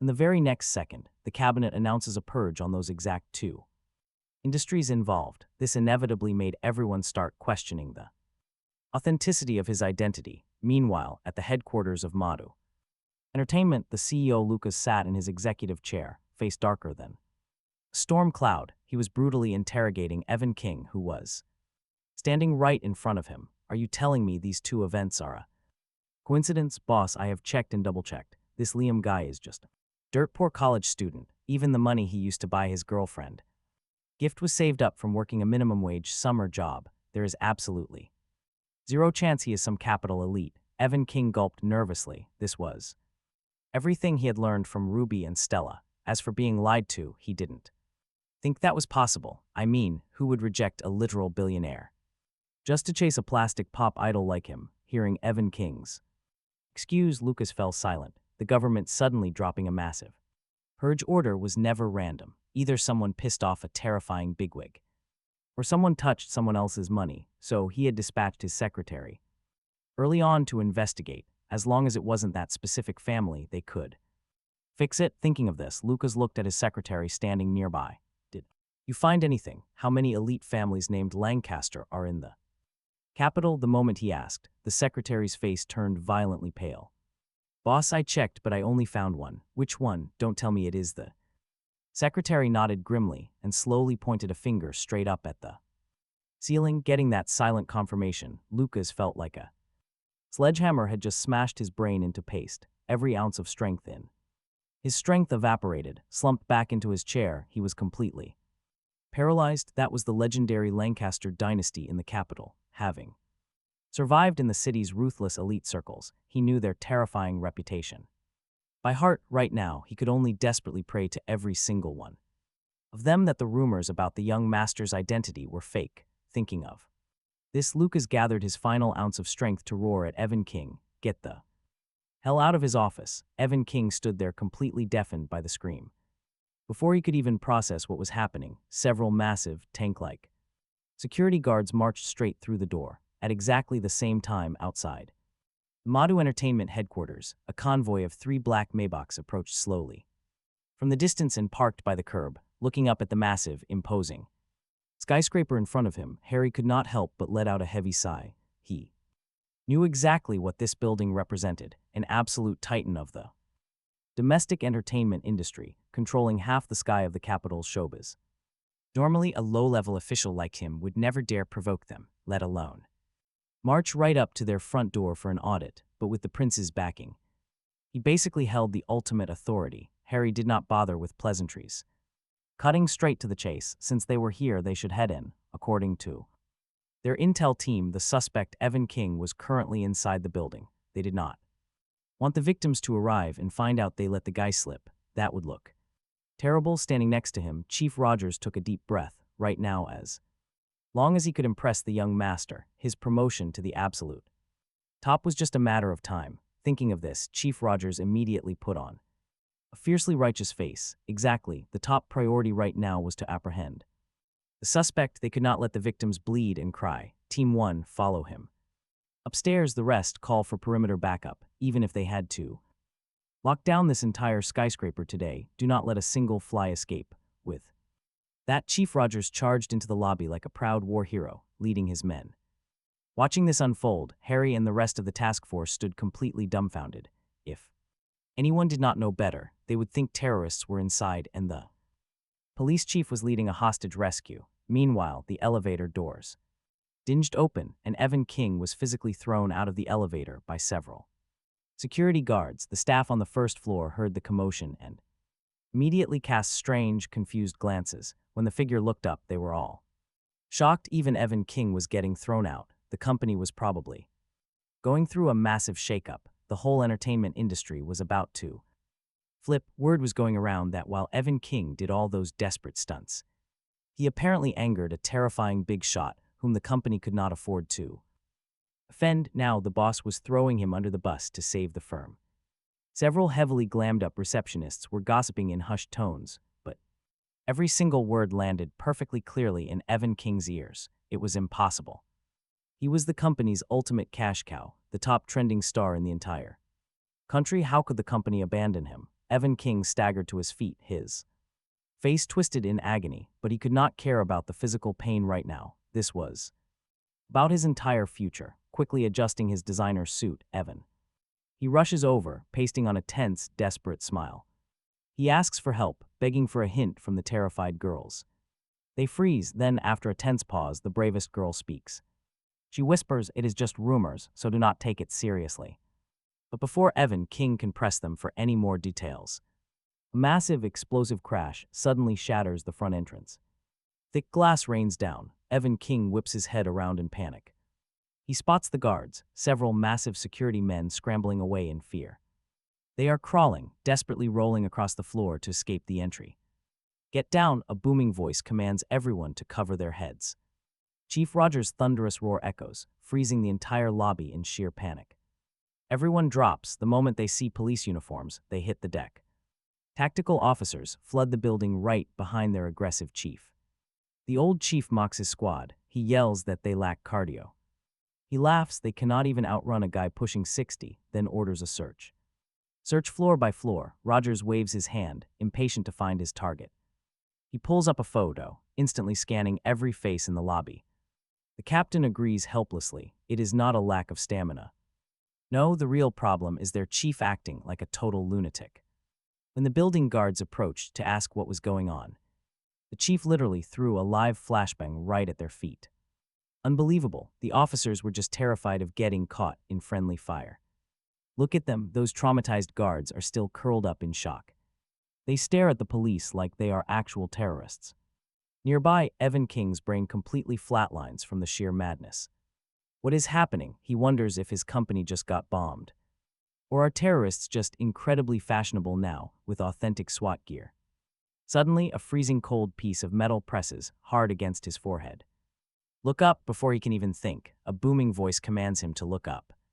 Evan King is practically on the verge of tears. He is just a pampered pop idol. He has never seen a raid. This cold steel feels deadly. It feels like a reaper's scythe, ready to harvest his life. Rogers checks his phone, compares the screen to the pretty boy, and grins. This heavily powdered pretty boy is definitely the suspect he needs. He mocks him, pointing out how incredibly fragile he looks for such a crime. But as they say, you can never judge a book by its cover.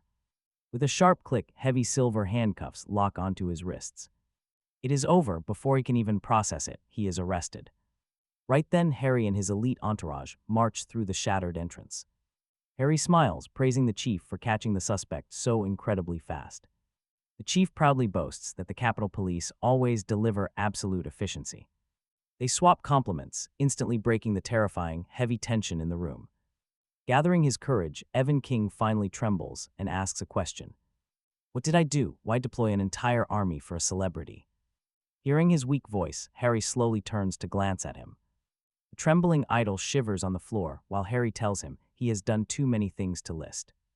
He casually brings up a name, Liam. Hearing that, Evan King's entire face freezes.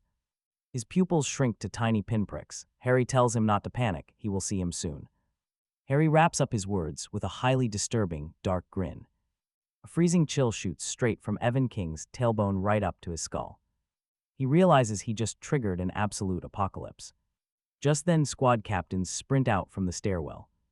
They report that Lucas, the big CEO of Manhwa Entertainment, has been secured.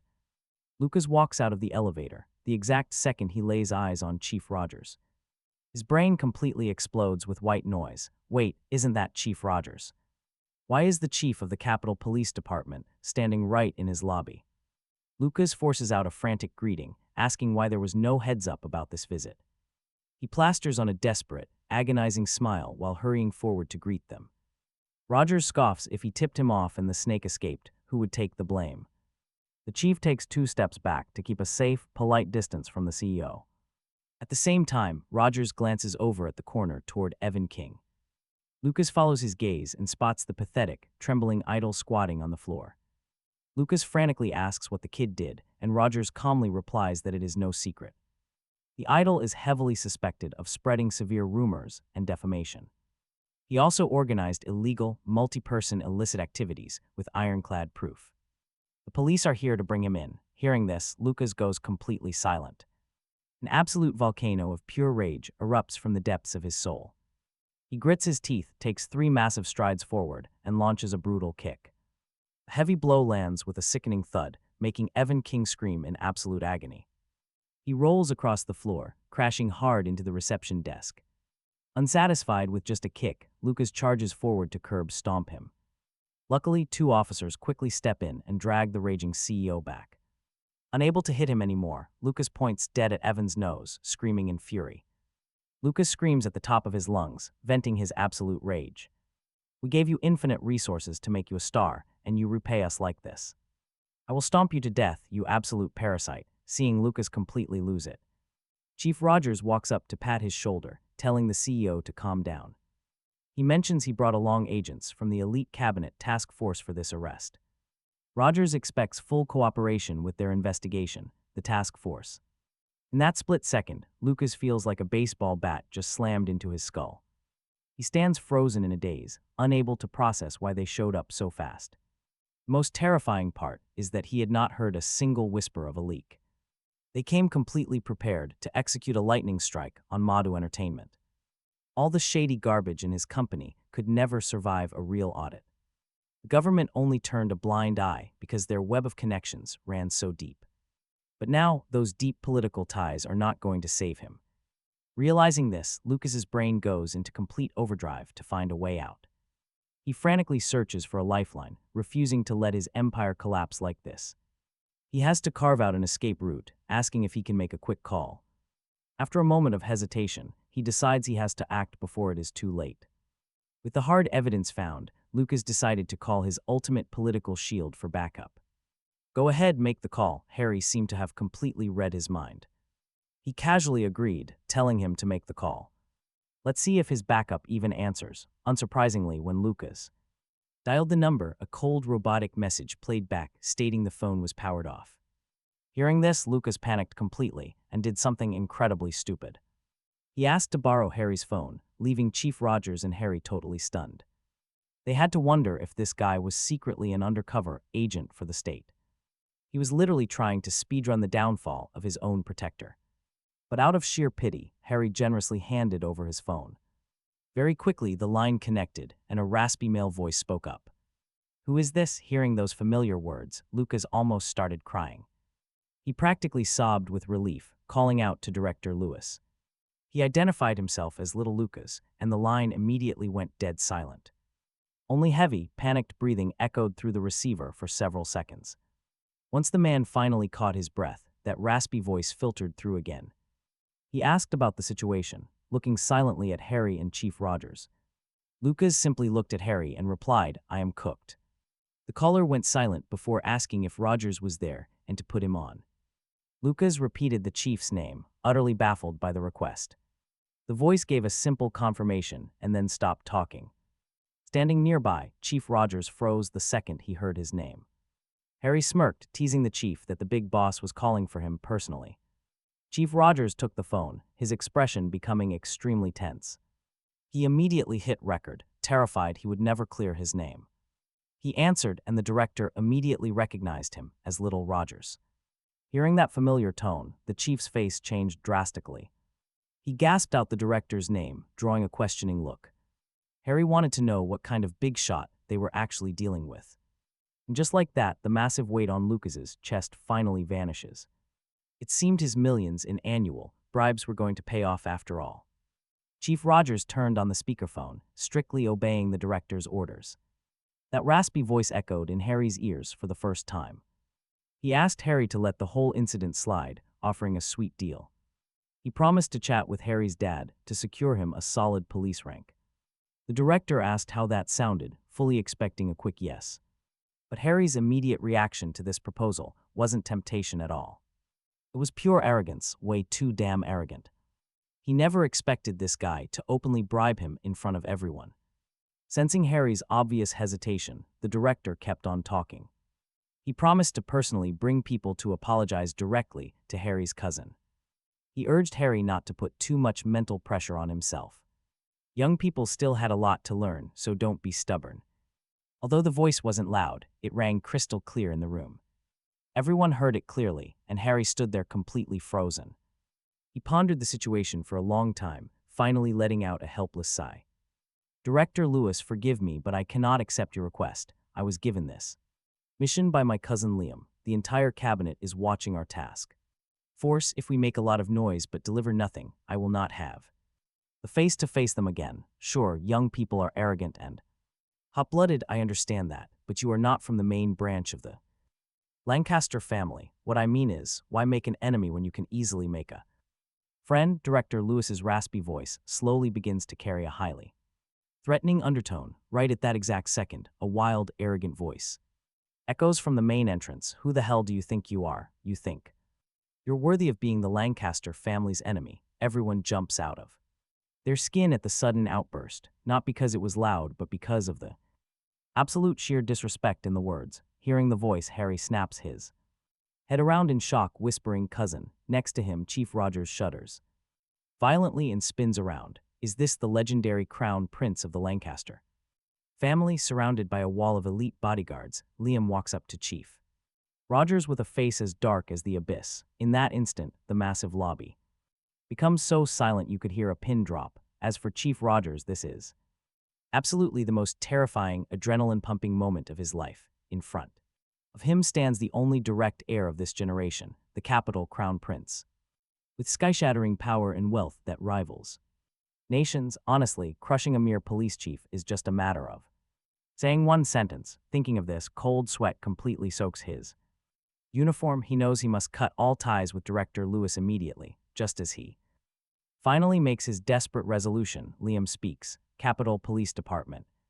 "Yes, Lewis, right." Hearing that sentence, the man on the other end of the phone goes dead silent, and get this, what replaces it is a voice dripping with desperate, pathetic flattery. "Young Master Liam, it is me. This entire situation is completely my fault. I profusely apologize to you. You are great man. Please forgive a small fry like me. You can do whatever you want with Madu Entertainment. I absolutely will not say another word. Is that acceptable?" Liam instantly bursts into laughter. "How could I possibly dare to hold the great Director Lewis accountable? How could our Lancaster family dare to be your enemy?" Right. The moment those words drop, the voice on the phone visibly trembles. If they couldn't hear it with their own ears, the crowd would think this so-called Director Lewis was about to burst into tears. No, young Master Liam, this is all a massive misunderstanding. I am just a senile old fool spouting absolute nonsense. Please.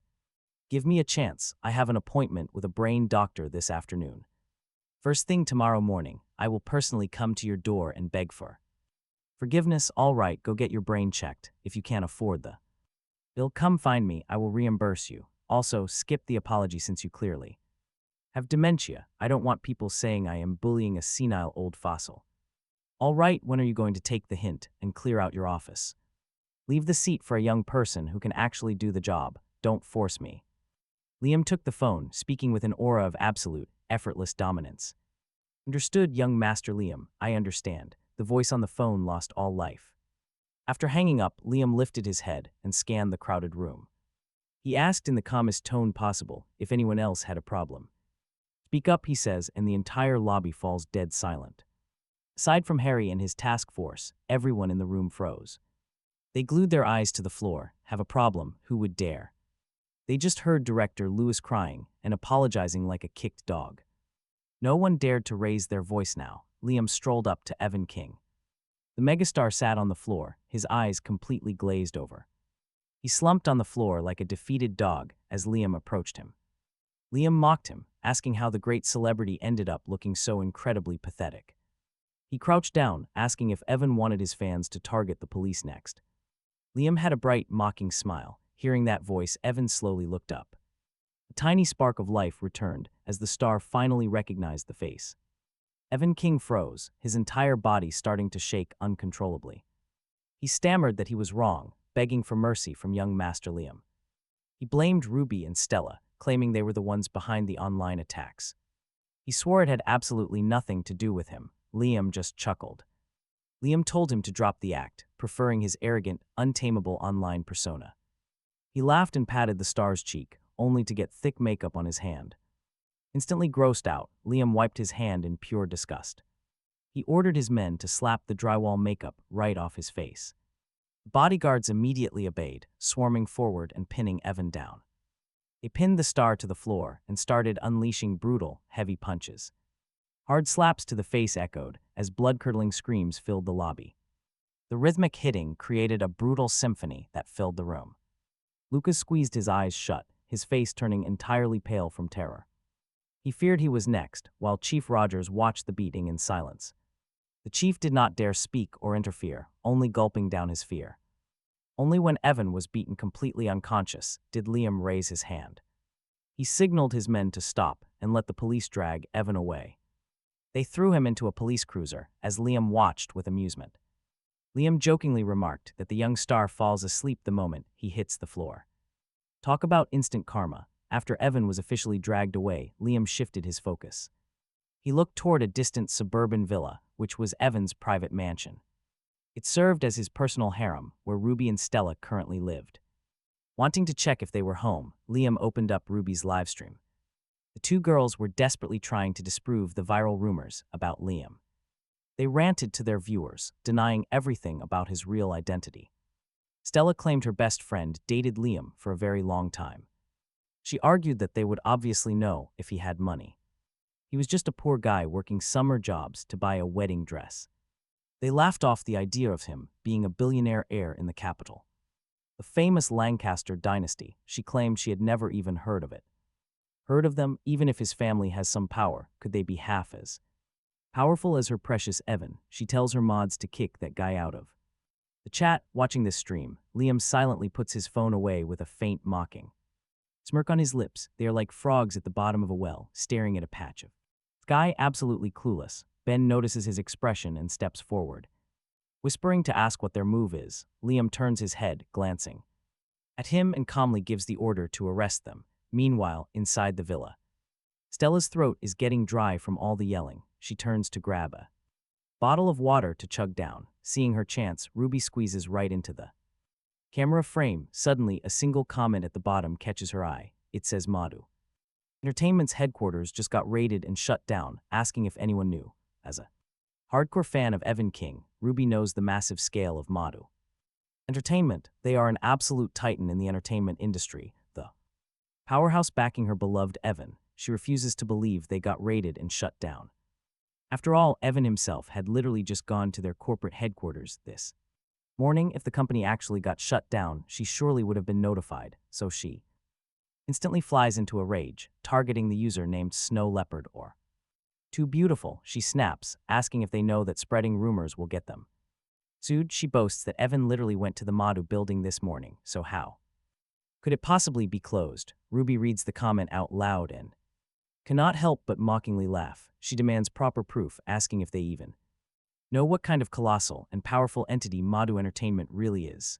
They rule half the sky of the capital's entertainment industry. Do they honestly think they get shut down just because of some random comment? She tells them to tell their employer Liam to write a much better script before spreading fake news. Next time, warning them to stop making themselves the laughing stock of the internet.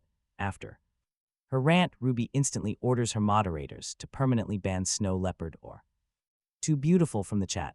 To her, a giant corporation like Madu is an immovable mountain that could never fall, and Evan King remains her absolute god. She believes that as long as she stomps Liam completely into the dirt, she might actually become the superstar's official girlfriend in the future. With that delusion driving her, she eagerly continues to smear Liam's name to the camera, telling her viewers they have no idea how despicable he really is. She claims buying her gifts was just his basic duty as her boyfriend. Ruby acts like she was fully prepared to remember his good deeds, but simply because she wore a wedding dress to Evan's concert, he demanded a breakup under some high-end mighty excuse. She asks her stream if it isn't her absolute right to wear whatever she wants to a concert without needing his permission.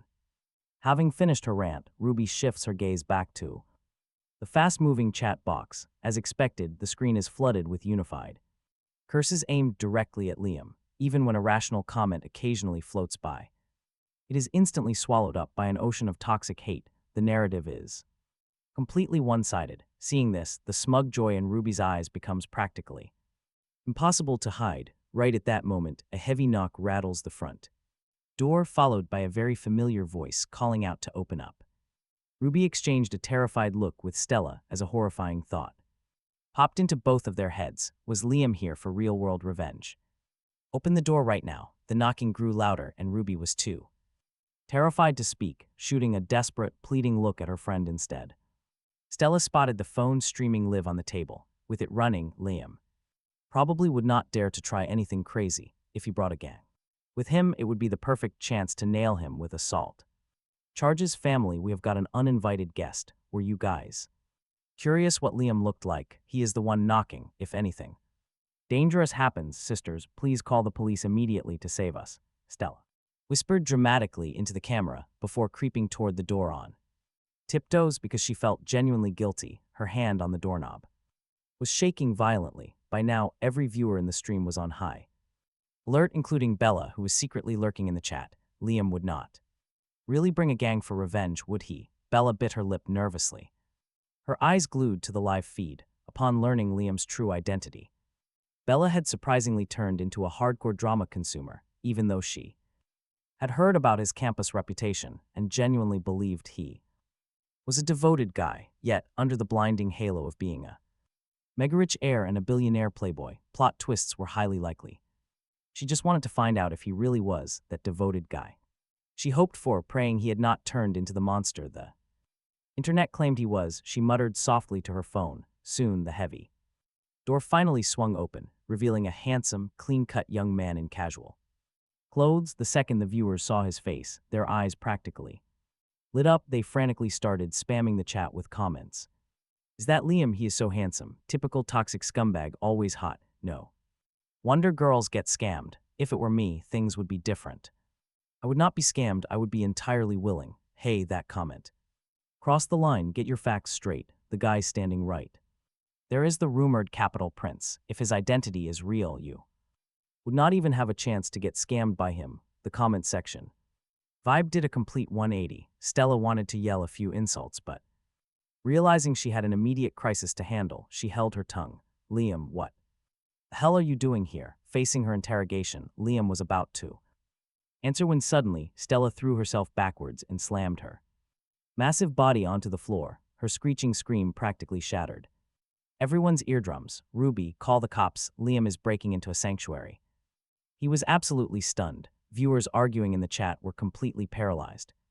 Even though the vast majority of people were taking Stella's side, this stunt left them speechless. Sure, you can fake things, but not this badly. The guy literally has not even moved a single muscle yet. And she starts screaming. Do they think the audience is legally blind? They wanted to help, but she treated them like idiots. Stella had no idea how much goodwill she had just instantly destroyed with this act.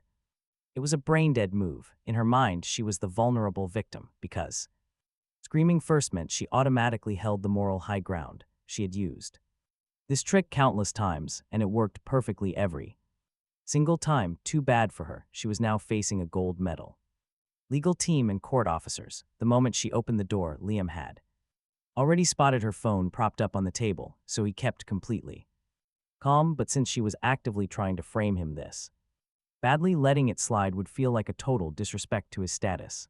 Liam chuckled, took a step back, and finally spoke. Well, look at the delicate fairy. Stella, how did she end up squatting in the private mansion of Evan King, by the way?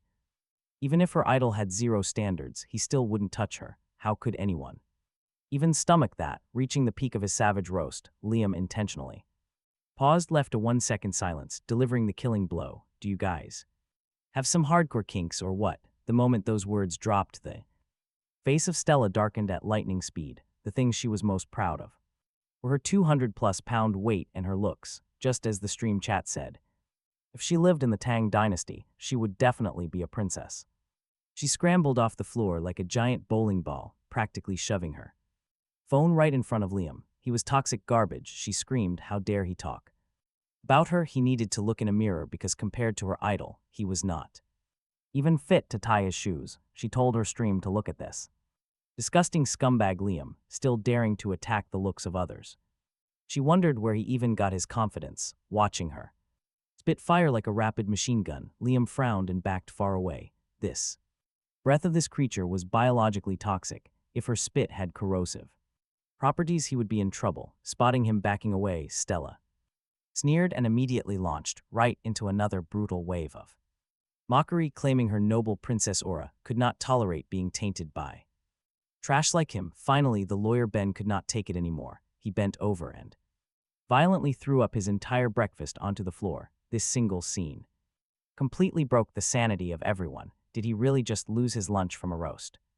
The stream chat went wild. The mental defense stats of this guy were too low. This was insane. It was the first time anyone had seen someone get insulted into vomiting. Liam felt completely helpless and stepped even further back. He sent an assistant to grab some water for Ben to rinse his mouth.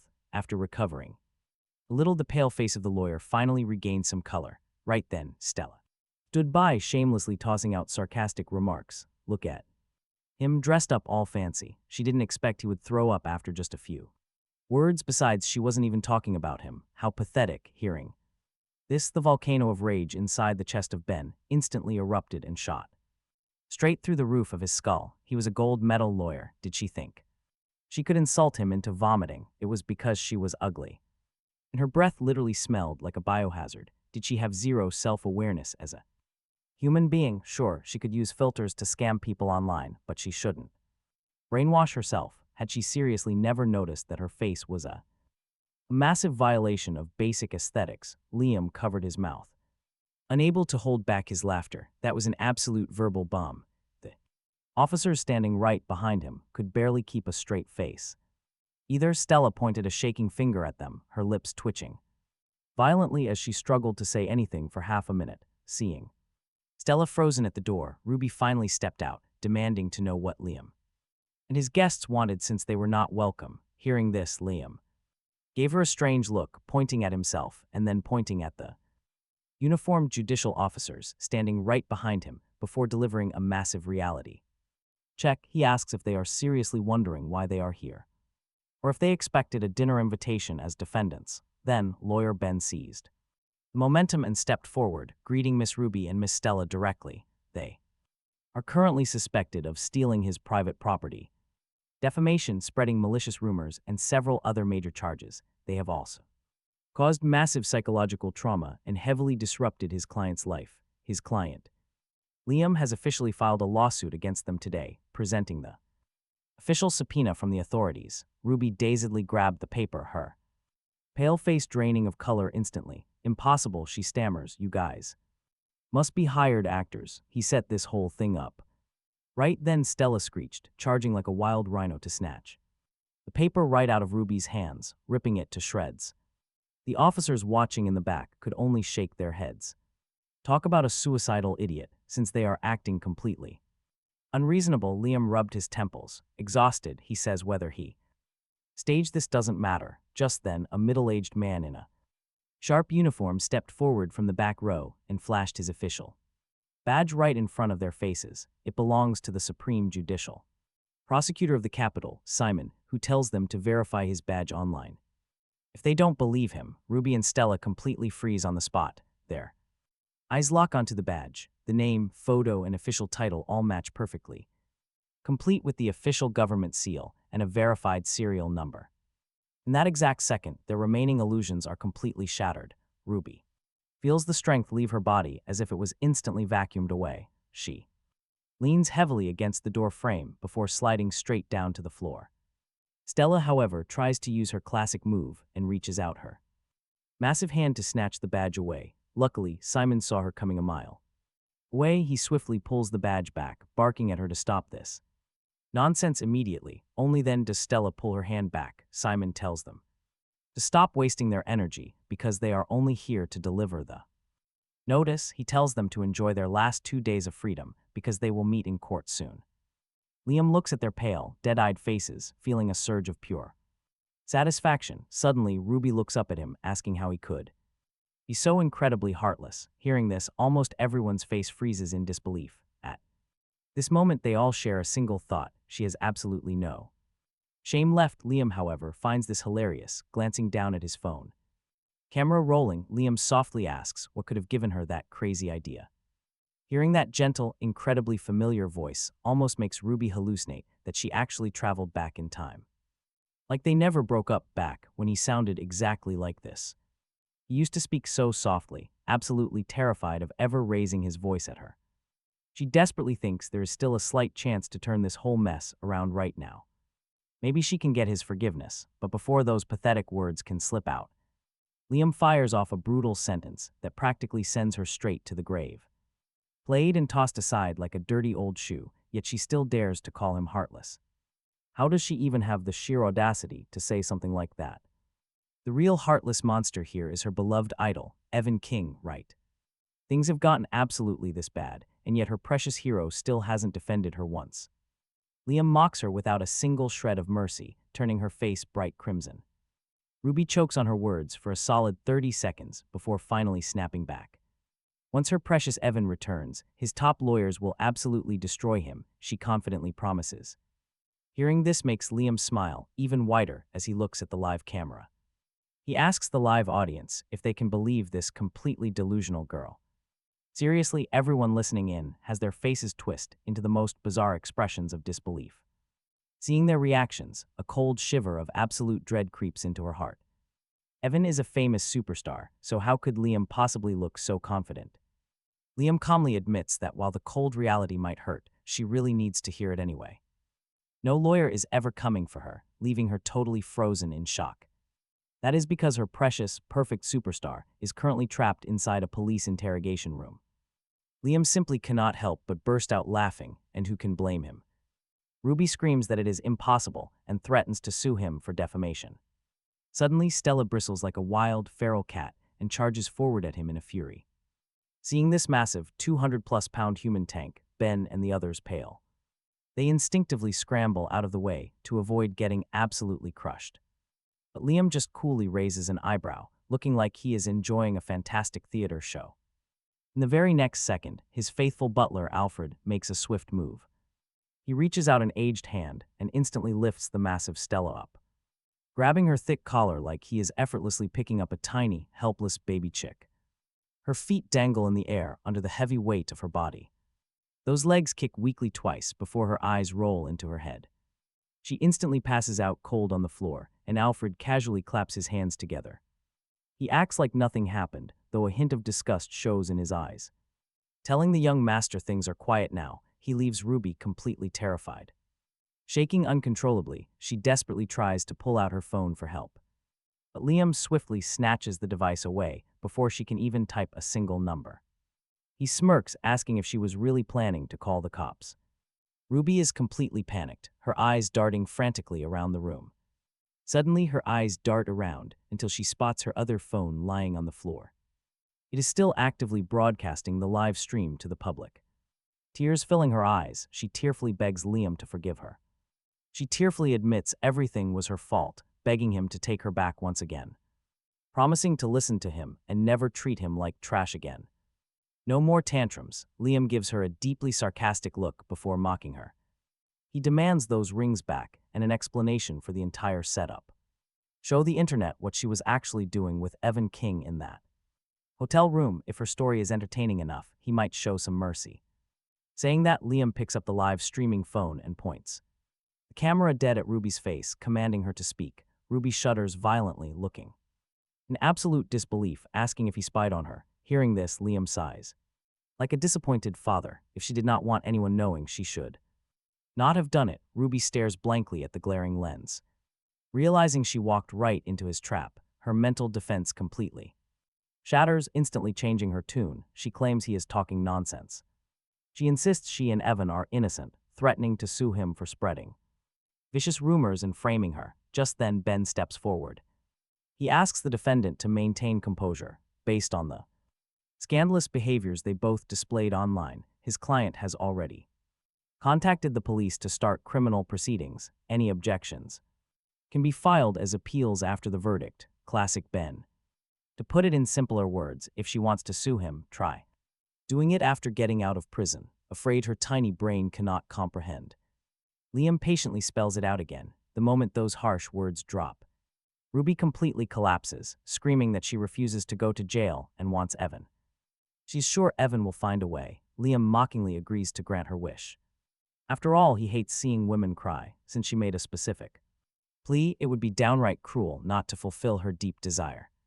He shuts off the live stream, waves his hand, and orders the bodyguards to drag Miss Ruby away and send her inside to sew prison uniforms alongside Evan King. The guards quickly nod and obey. They step forward, grabbing Ruby and dragging her ruthlessly into the vehicle. She screams that Liam cannot treat her like this, reminding him of old promises. He promised to spoil her forever, she screams hoarsely while struggling. Liam gets pretty annoyed listening to her screech, so he waves his hand. Gag her mouth, knock her cold if she keeps screaming, stop her. Barking like a stray, it is giving him a massive headache. His men follow the orders swiftly. In no time, Ruby's shrill screams are completely silenced. Inside the vehicle, nearby, Ben and the judicial staff stare blankly at their own noses, acting completely blind and deaf to the entire situation. In moments like this, playing dumb is the absolute best strategy. Liam then instructs them to throw that fat cow Stella in there, too. They heave her into the trunk, and Liam gets inside. He orders Alfred to the Capitol Police Department. It is time for a purge. As the powerful son of the wealthiest man in the nation, he arrived to wipe the slate completely clean. He was not just going to ruin the toxic Ruby. He planned to completely obliterate the corporate backing behind her. The moment he arrives at the department, Chief Wright comes out to greet him with an incredibly fake kiss-up smile. Evan King is currently inside. He was told to wait. Soon, from deep within the room, Evan King's agonizing, pig-like screams began to echo through the halls. Hearing that familiar voice, Ruby and Stella shuddered violently. A freezing chill shot straight to the top of their heads. Liam turned and glanced at them. Only after seeing the sheer terror in their eyes did he turn back with a satisfied smirk. Turns out these two idiots actually knew how to be scared. Soon, a man with a bruised, heavily swollen face was dragged out by two officers. Seeing him, Stella and Ruby instantly widened their eyes in shock, even though Evan was beaten into looking like a swollen pig. The girls still recognized him. Liam, however, was in absolutely no rush. He crossed his arms, scanned them once, and closed his eyes to rest. His mind, everyone around him, kept their mouths shut. In an instant, the entire room fell deadly silent, an invisible crushing. And honestly, the tension is unreal, as pressure weighed heavily on their heads. By the second, finally, after 2.5 minutes, Stella couldn't take the mental pressure anymore. With a heavy thud, her knees Hit the floor, she begged young Master Liam. I was wrong. I had eyes but could not recognize a god. Please let me go, I beg you. Don't send me to jail. I can give you anything, including hearing this. Liam frowned in pure disgust and kicked Stella flat to the floor without hesitation. He snapped, including what? Are you begging or trying to nauseate me? What do you mean anything? I never said I wanted anything from you. Look at yourself, stay inside and stop terrorizing the public. Lock her up to be a tragic pair of lovebirds with Evan. Liam unleashed a wave of furious anger, scaring Ruby, who stood nearby, until her face turned ghost white. Stella's eyes went completely hollow. She sat frozen on the floor, totally lost. Did she really have zero attractive qualities? Weren't all those boys at school just too shy to confess to her? Why was she so utterly despised the second she met Liam? Before she could even finish processing her existential crisis, several police officers marched right up. They grabbed her arms and brutally dragged her straight behind iron bars. Evan King, peering through the swollen slits of his eyelids, saw Stella shoved into his cell. He shivered uncontrollably and immediately started screaming and thrashing around like a lunatic. This commotion naturally caught Liam's attention. Had he gone insane already? Standing next to him, Chief Wright was terrified Liam would blame him. He quickly leaned in to explain, young Master Liam, we didn't beat him into insanity. He has been in a coma since he was brought in. He just woke up and started acting exactly like this. Seeing his terrified, panicked expression, Liam grinned, and man, that smile is chilling, he said. Insane was letting him off too easy. He ordered to send him to the hospital for a checkup if he is actually faking being insane. At this point, Liam's expression turned freezing cold as he made a swift, throat-slitting gesture. Chief Wright immediately understood the assignment and nodded frantically. He promises there is no problem, young Master Liam, guaranteeing a beautiful result. Ruby witnessed the entire scene crystal clear, especially that terrifying throat-slitting gesture. The gesture Liam made almost scared the soul right out of her body. How did he become so ruthless and deadly? He was absolutely never like this before. Recalling his once gentle smiles and his meticulous, unwavering care for her, it was impossible to connect that boy with the cold-blooded young Master Liam. Standing in front of her, however, her biggest concern right now was her own miserable life. Thinking of this, Ruby gathered her courage and spoke to Liam. Calling him young Master Liam, she admitted she never truly understood him, but had to admit she was wrong about the recent online rumors and defamation. She confessed to participating and was ready to accept the legal judgment. After saying that, Ruby deeply lowered her once arrogant head. Liam took in the scene, stayed silent for a moment, and spat out a single word, good. Since Ruby had accepted reality, he couldn't be bothered to waste any more breath on her. The rest was the judicial staff's job, and Prosecutor Simon stepped forward. Sternly looking at Ruby, he announced that since she tore up the physical subpoena, he would issue a verbal reminder right now. She had to be present for the court hearing the day after tomorrow at 8 a.m. Please have her defense attorney and necessary documents ready in advance. Simon rattled off over a dozen legal requirements in one breath before pausing, looking back at Ruby. Her lightly made-up face was already streaked with chaotic tears. She whimpered that she still had to go to school and did not know what to do. Her crying, pathetic voice echoed out, making some people feel a twinge of pity, but mostly just irony. If she had only turned back earlier, she wouldn't have ended up in this pathetic state. But Liam simply turned around coldly, his gaze resolute and filled with a freezing chill. Play stupid games, win stupid prizes. As for what she was going to do, that was entirely her problem. Without another word, Liam led his entourage out of the interrogation room.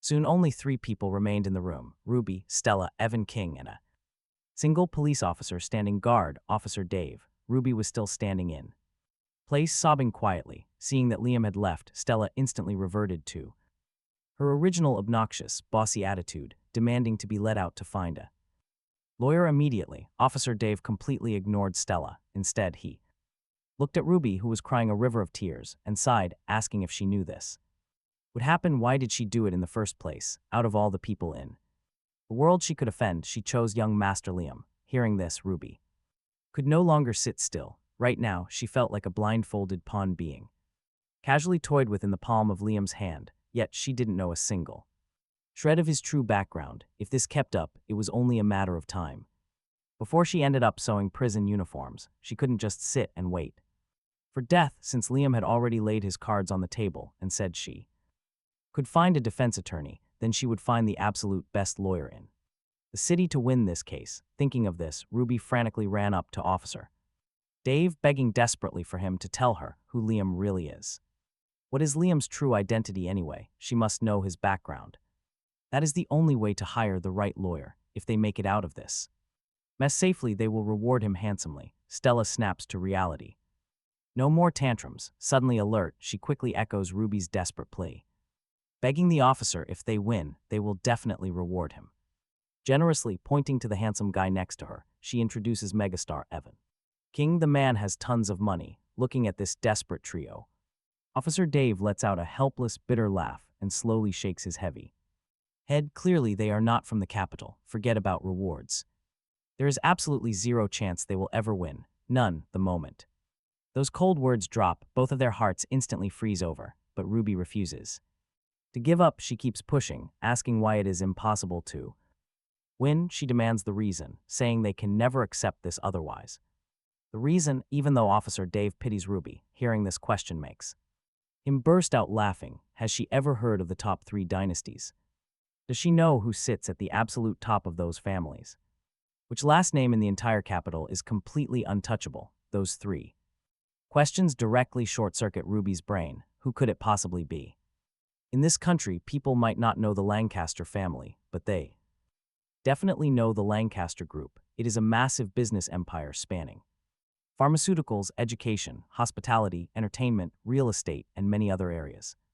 Countless other sectors. When citizens get sick, they use Lancaster medicine. When they travel, they stay in Lancaster hotels. For schooling, the Lancaster Group even runs elite private academies. Literally every single aspect of daily life, clothing, food, housing, and transport is fully covered by the Lancaster's shadow. However, even a terrifying financial behemoth like that actually ranks beneath the true Lancaster family. Talk about an absolute mismatch.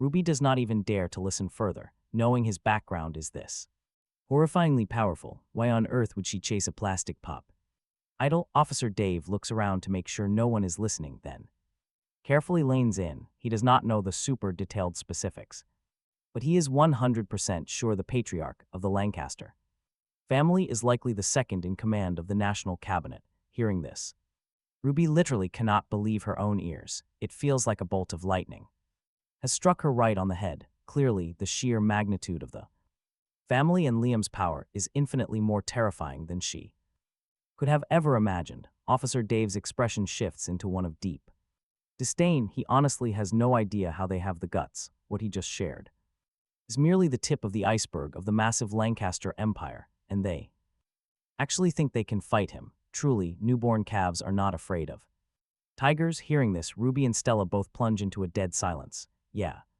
How can they possibly fight a family this terrifying? Liam can easily crush them to death with a single finger, yet he chooses to drag them into a public court battle. Is this not just pure toying with them in the palm of his hand like insects? Thinking of this, Ruby feels lost. It felt like every bone had been ripped from her body, totally limp. She slumped weakly against the corner. Everything was already set in stone. Officer Dave finished his story. He quickly walked out, leaving Ruby, Stella, and Evan King behind. The room fell silent. The air grew suffocating. Ruby snapped her head up with a glare, staring viciously at Evan King. If not for him, she would never be in this nightmare. She definitely would not have broken up with Liam. Her perfect life was completely shattered. Evan King instinctively looked up and met her venomous stare.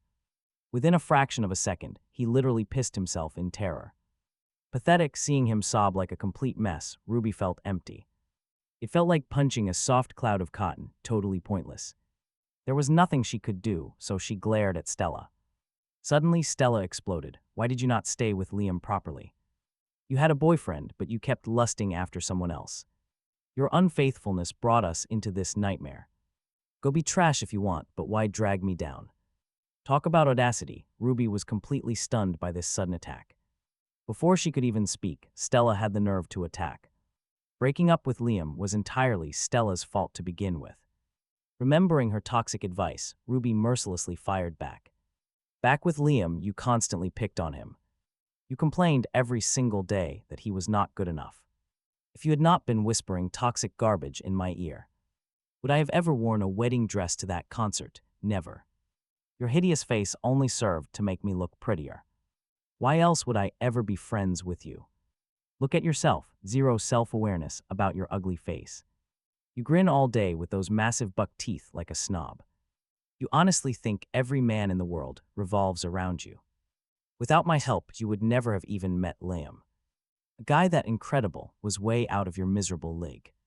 Spitting out every ounce of buried resentment, Ruby felt instant relief. Pure satisfaction, Stella's face flushed a violent, dark red. She pointed a trembling finger but could not squeeze out words. For half a minute she choked. Ruby just sneered at her. Look at this trash who cannot even speak, yet dreams of being a princess. Even a beggar would reject your looks. After dropping that absolute bomb, Ruby turned and walked out. As the heavy iron doors slammed shut, the room fell cold. Only Evan, King, and Stella remained in the quiet room. Ruby's brutal speech was a series of critical hits to Stella's soul. Devastating, she was completely unable to recover. Stella tried to convince herself that Ruby was just jealous. Plumpness was beautiful in the Tang dynasty, so she was basically a royal princess back in ancient times. Stella screamed that Liam had always loved her, her hoarse, raspy voice echoing. That screech caught Evan King's attention. He shuddered violently. He swallowed a mouthful of drool and frantically scrambled backward in terror. He muttered endlessly, a monster was coming to eat him. An incredibly ugly monster. Those words completely broke her spirit. Horrified, even a certified lunatic was utterly disgusted by her appearance. Am I really that ugly? She began to question her existence. Muttering softly to herself, she slowly marched step by step toward Evan King. Meanwhile, Liam had barely spent 3 minutes sitting inside the Rolls-Royce. When Alfred, driving in the front seat, suddenly spoke up. He casually asked if the young master was planning to visit tomorrow. Cold shock upon hearing this, Liam's entire expression froze. What? His father's birthday? He realized he had zero memory of this date. How could he seriously not know his own father's birthday? Pathetic, he wanted nothing more than to slap his own face. Other sons desperately wished for their fathers to become powerful dragons. Yet here he was, actually blessed with a true dragon of a father. But he didn't even know how to cherish it, leaving him deeply annoyed. He ordered Alfred to head home to prepare the most massive birthday bash ever. He waved his hand grandly, imagining a truly glorious celebration. Alfred was so startled, he almost slammed directly on the brakes. He asked what exactly the young master was planning to throw. Liam looked totally confused, not understanding why Alfred would ask such a strange question. But when Alfred heard about the massive banquet, his reaction was extreme. He immediately protested, telling the young master absolutely not. The patriarch had repeatedly stressed that everything must be kept low-key. A loud announcement would likely result in a severe beating from his father. Liam's mouth twitched violently at that warning, leaving him incredibly conflicted. Honestly, how is trying to be a good son this incredibly complicated? Just as he was agonizing over his choices, Alfred offered a helpful suggestion. He suggested that bringing home a girlfriend would be the best gift of all. Showing her to the patriarch would easily beat anything money could buy. And if he could bring back a grandchild, that would be even more perfect. System overload. Liam's brain instantly overheated and fried on the spot. He wanted to scream at the top of his lungs right then and there. Where on earth was he supposed to magically find a girlfriend right now? Talk about bad timing. His ex was literally about to go sew prison uniforms. How could he possibly summon a grandchild? The car's atmosphere gradually quieted down. Alfred dropped the subject, leaving Liam to stare blankly out the window. His mind still raced as he tried to figure out what gift to buy. Suddenly his phone vibrated, cutting through his endless stream of thoughts. He had switched to a completely new number after the cyberbullying incident. Having added almost no one, he was highly curious about the sender. Unlocking his phone, he froze before quickly realizing who it was. It was school beauty Bella messaging him, asking if he was there. Bella texts him asking if he is free, saying her brother is worried about her dinner plans. He wants Liam to tag along, dinner being worried and tagging along. Right then, Ben's obvious calculations practically smacked Liam right in the face. They are living in the capital city. where the security is already incredibly tight. If Ben was truly that concerned, he could have just told them to stay home. Smiling, Liam prepares to type out a polite excuse to turn her down. But before he can send it, another message from Bella pops up. She adds that her brother mentioned tomorrow is his uncle Mr. Lancaster's birthday. She wants to buy a gift but has no clue what the man likes. She asks for Liam's help with ideas, leaving him completely stunned. How on earth did Ben even find out about his dad's birthday? Did his cousin Harry spill the beans? Honestly, it did not even matter. His cousin and Ben were clearly trying to set him up with Bella. Love shouldn't be forced, even if a forced relationship still has its perks. Liam coughs, his mind instantly drifting to a vivid image. He pictures those flawless pale legs and Bella's stunning, icy face. If you put aside Stella and Ruby, those two absolute idiots. The campus beauty Bella is the only girl Liam really knows. Since she is buying a gift anyway, why not use this to his advantage? He weighs the options and decides to delete his polite excuse. Instead, he types back that it is no problem at all. He adds that he has a small favor to discuss with her as well. After hitting send, a sudden wave of excitement rushes through him. He can already picture Bella's completely shocked expression tonight. He keeps her safe at dinner, and she pretends to be his girlfriend. For just one day, that sounds like a pretty fair trade, right? Suddenly, his phone vibrates again. Sure enough, it is another text. Bella replies that she will do it, as long as it is within her power. Oh, it is definitely within her power. Not gonna lie, this girl is incredibly innocent. Way too easy to trick. With his master plan set, Liam calls out. He tells Alfred to head home so he can change for dinner. Alfred agrees immediately. Meanwhile, Bella sends him the time and location. She stands in front of her closet, trying to pick an outfit. She lays out several beautiful Lolita dresses across her bed. This is her secret collection, but her reserved personality keeps her from wearing them. She rarely wears them in public, but now she is staring at them. Staring at the gorgeous array of dresses, Bella begins to hesitate. She wonders if she should ask Liam, a thought that startles her. No way, they have only met a few times. What if he misunderstands?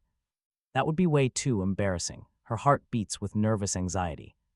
Meanwhile, Liam finishes changing into a sharp, custom-tailored outfit. He heads down to the massive underground garage with Alfred. Alfred asks which car he plans to drive tonight. The old butler follows him closely with a warm, respectful smile. Their underground garage covers about 4,000 square meters. With over 100 parking spots alone, the lineup of hypercars inside was blinding. Honestly, he couldn't even remember the names of half the cars. He got several brand new hypercars gifted to him every single year for his birthday. He preferred studying English vocabulary anyway. Alfred, this one will do. After a brief moment of selective browsing, he stopped right in front of a sleek Porsche 918. Now if he remembered correctly, this was the first car he bought with cash. When he turned 18, Alfred sighed, calling it a shame to let it sit in the garage collecting dust before offering to drive it out. No need, Alfred, he wanted to drive himself tonight, otherwise this driver's license would rust away. Alfred ultimately didn't stop him. Young people right, driving with one hand was pure style, he got it. Still, the butler warned him to drive slowly, saying these pretty luxury cars really weren't built tough. If the car broke, it broke, but they couldn't have him getting hurt. Before Alfred could finish nagging, the boy had already hopped in and floored the gas, launching forward like a missile. Watching the taillights blur into a cloud of dust, Alfred's heart began beating with growing anxiety. Shortly after, a Maybach also sped out of the garage. Suburban roads were empty. He kept his foot slammed on the gas and soon entered the city, with Alfred trailing far behind.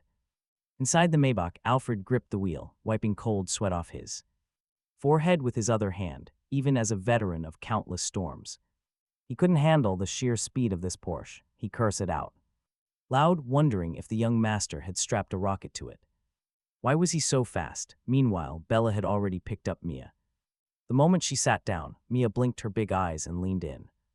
Mia wanted to know who they were waiting for. Bella awkwardly cleared her throat, trying desperately not to casually expose his real identity. Without his permission, she couldn't say a word. Hearing it was a guy, Mia looked completely shocked, followed quickly by a look of deep betrayal, crying that her beloved Bella had changed and no longer belonged solely to her. Bella quickly tried to explain her brother was just worried about two girls being out alone, so he asked this guy to accompany them. She frantically explained, terrified of any misunderstanding. Mia paused, asking if that was really true as Bella swore it was. Staring at Bella's soft curves, Mia's mouth formed a wide O shape. Oh so. He was just a bodyguard, which was fine, but she wondered what Bella even ate to grow so big. With that, Mia reached out her playful, grabbing hands. Bella shrieked and quickly dodged away. That sudden yelp managed to attract quite a few stares from people around, and Ice Queen Beauty and a sweet, bubbly girl were the ultimate dream duo. For anyone seeing the crowd staring at them, Mia finally reluctantly pulled her hands back, while Bella pretended to be totally angry, warning her that she would get seriously mad if she kept going. They are in public after all. What if they attract the wrong kind of attention? What should they do? Mia instantly realized how serious this situation actually was. She lowered her head, her tiny hands gently tugging at Bella's sleeve. Shaking it twice, she pleaded with her best friend not to be mad. They were officially going to be schoolmates very soon. At first, Bella did not process it, but then she remembered Mia's college entrance exams. Mia had taken them this year. Did she get accepted into Magic City University too? Yes, she did. Mia proudly demanded some praise, her face beaming with absolute joy. This university was one of the absolute top-tier institutions in the entire country. It stood shoulder to shoulder with both Capital University and Hua University. Indeed. Seeing her friend get in, Bella was naturally incredibly happy for her. Then she mentioned that the guy coming tonight was actually Mia's upperclassman. Mia was completely confused, having thought he was just a bodyguard. Just then, a deafening engine roar suddenly ripped through the distance. A brutally sleek hypercar entered their view. Believe it or not, he was no ordinary guy. He was actually the secret son of the wealthiest man in the country. But after his ex-girlfriend led an online mob to cyberbully him, he snapped. In a fit of rage, he decided to stop hiding his immense wealth. The next day, his true identity dropped onto every major headline like a nuke. Not only did his ex beg for forgiveness, even the school beauty invited him out. Now his custom Porsche 918 slowly pulled over directly next to the curb. Amidst the gasps of the crowd, the iconic scissor doors swung straight upwards. Dressed in a sharp casual suit, the young man stepped out. Bystanders erupted in amazed murmurs, but he completely ignored their chatter. Instead, his eyes locked onto the two girls sitting on the bench. Bella was looking right back at him, but her best friend Mia was totally starstruck. Mia eagerly urged Bella to look at the handsome guy walking right towards them. He walked up to them with a faint, charming smile on his face. Greeting Bella warmly, he left Mia completely frozen. Did they actually know each other? Looking at this sweet, unfamiliar girl next to Bella, he raised an eyebrow. After learning her name was Mia, Bella just rubbed her forehead in total helplessness. She could not believe her friend was fangirling so hard right in public. Mia, however, was totally unfazed and immediately started chatting him up. Her beautiful eyes were glued directly to his face, making him feel pretty awkward. He could not help but wonder where Bella had found such a bubbly friend. Surely their incredibly different personalities must constantly clash with one another. Suddenly, she directly asked the handsome young man if he had a girlfriend.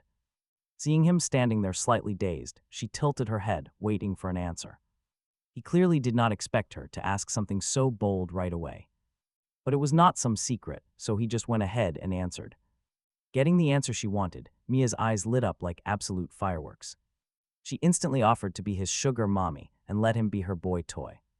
She wanted to be his sugar mommy and make him her boy toy. He genuinely thought his ears were playing tricks on him as his eyes went wide with shock. Bella instantly panicked at the sheer embarrassment and frantically reached out. Bella clamped her hand right over her bestie's mouth, but even with her lips sealed, she was dead set on expressing her absolute resolve to be Liam's sugar mommy. I have money, I am a rich girl, I can buy you 3 more of those. Porsches, hearing this, Liam stood completely frozen on the spot. Well, that is a bit forward, is not it? Bella's face turned completely red. She hastily shot Liam an intensely apologetic look. My bestie just finished her college exams and the mental stress was huge. She talks a lot of nonsense. Please do not take it to heart. Liam just waved his hand. It is fine, I completely understand. Back when I finished my exams, the pressure was huge too. I kept talking nonsense about how I failed every subject. seeing that. He did not take offense. Bella finally let out a sigh of relief, glancing at her totally starstruck bestie. She kindly offered a warning. Mia, if you keep acting crazy, watch out or I will tell your parents. The moment she dropped that threat, Mia instantly fell dead silent. Seeing this, Liam could not help but chuckle. School beauty Bella, you two really have perfectly complementary personalities. One absolutely counters the other, huh? After he said that, Bella's face turned even redder, but Mia maintained her completely unbothered, bubbly attitude. Soon, the trio arrived at the nearby Wanda Plaza. Mia walked ahead looking highly mysterious. I recently discovered an incredibly delicious Western restaurant right here. Rumor has it it is a property owned by the business queen, Lily Lancaster. We are so lucky. Tonight, Liam genuinely thought his ears were malfunctioning. He could not help but ask out loud, which Lily are you talking about? Hearing this, Mia turned around with a look of pure disbelief. The eldest princess of the Lancaster financial dynasty, obviously, the current CEO of the Lancaster Group. Lily Lancaster. When I was little, Auntie Lily even held me. She said I was so pretty she wanted me to be her daughter-in-law. Mia's face was written all over with absolute pride and bragging rights. Little did she know he had already turned into a stone statue. If his guess was correct, this Lily should be his actual biological mother, and his own mother was actually the childhood idol of this girl standing right in front of him. Quite a plot twist. Absolutely absurd. Seeing him completely frozen in shock, Mia flashed a sly, wicked smile. Since I have not started dating anyone yet, you still have a chance, you know. Otherwise, if you're too late, I might actually end up as Auntie Lily's daughter-in-law. Bella covered her mouth, unable to hold back soft giggle. Liam, are you super shocked? He nodded, completely numb. I am so shocked my brain CPU is practically smoking. A faint blush brushed across Mia's sweet face. All right, you guys, stop exaggerating. You are making me feel embarrassed. We are here. It is this restaurant right ahead. At that moment, a restaurant built like a classical antique palace entered everyone's line of sight. Wow, it is so beautiful. Bella could not help but let out a gasp of admiration. Since the vibe was already there, Liam chimed in and offered a few compliments of his own. Just at that moment, an incredibly jarring, obnoxious voice rang out. You little brats are blocking my way. Liam frowned and turned around, only to see a guy with beady eyes and a rat-like face right there. He practically had creep tattooed right on his forehead, a total creep, pointing his finger at him, cursing aggressively and demanding what he was looking at. He yelled that if they could not afford to eat here, they should leave, demanding to know if they could even compensate him. Bella and Mia were visibly startled by his aggression, instinctively shrinking back in fear. They huddled closer to him. Immediately, the man's expression changed. He smirked at the two beauties, introducing himself as the vice president of Madhu Entertainment, Walter, claiming to be a top talent scout. He told them their looks and aura were absolute superstar material, suggesting they exchange WeChat contacts to discuss details over drinks, boasting about his company's massive power in China until shut up. The young man could not stand this garbage anymore and stepped forward, cutting him off cleanly. Walter thought he misheard, asking what he said. The kid just frowned. Taking a step forward, he raised his hand. He delivered a massive, bone-rattling slap straight to his face. Too damn loud, he told him. The crisp, explosive sound echoed everywhere. Bystanders froze. Bella and Mia were stunned. Walter was completely shattered.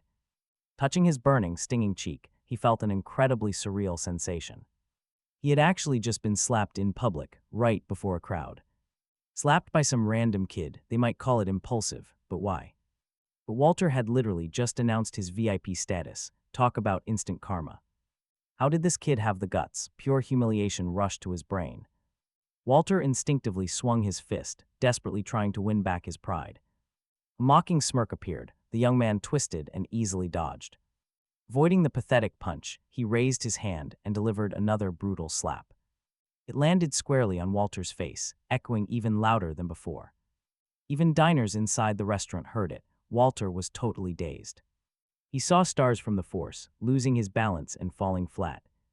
Right onto his backside. Seizing the moment, the young man stepped forward, planting his foot firmly on his chest. Vice President of Madhu Entertainment.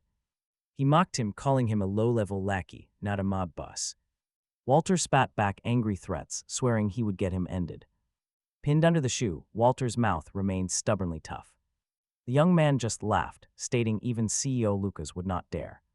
Did Walter even know what happened to Lucas after messing with him?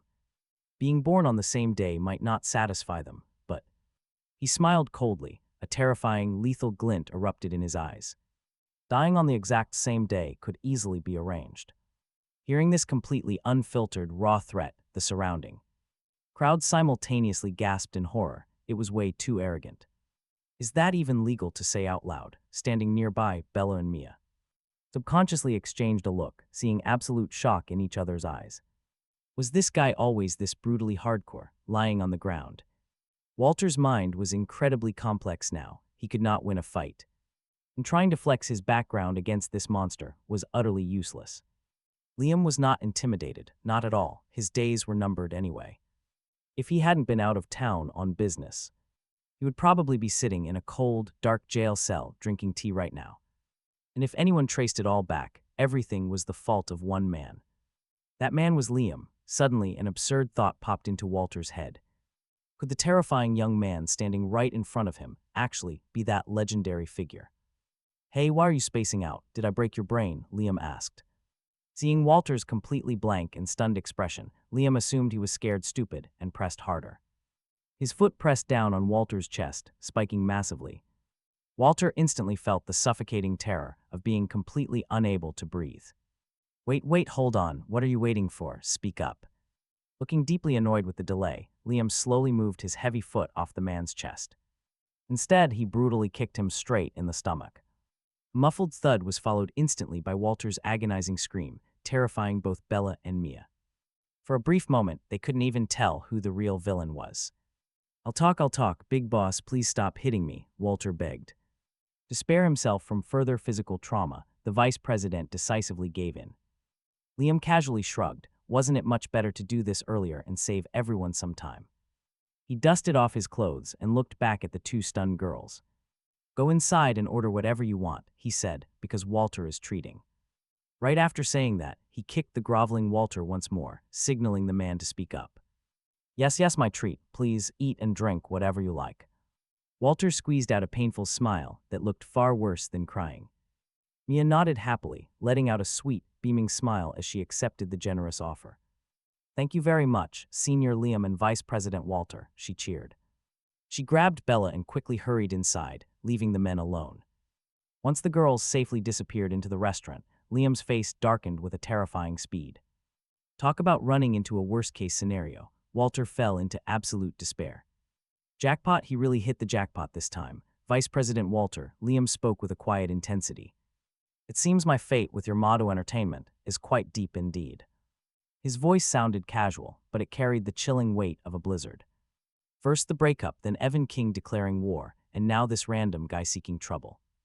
Liam was not soft, no way. Even a simple fly gets annoying eventually.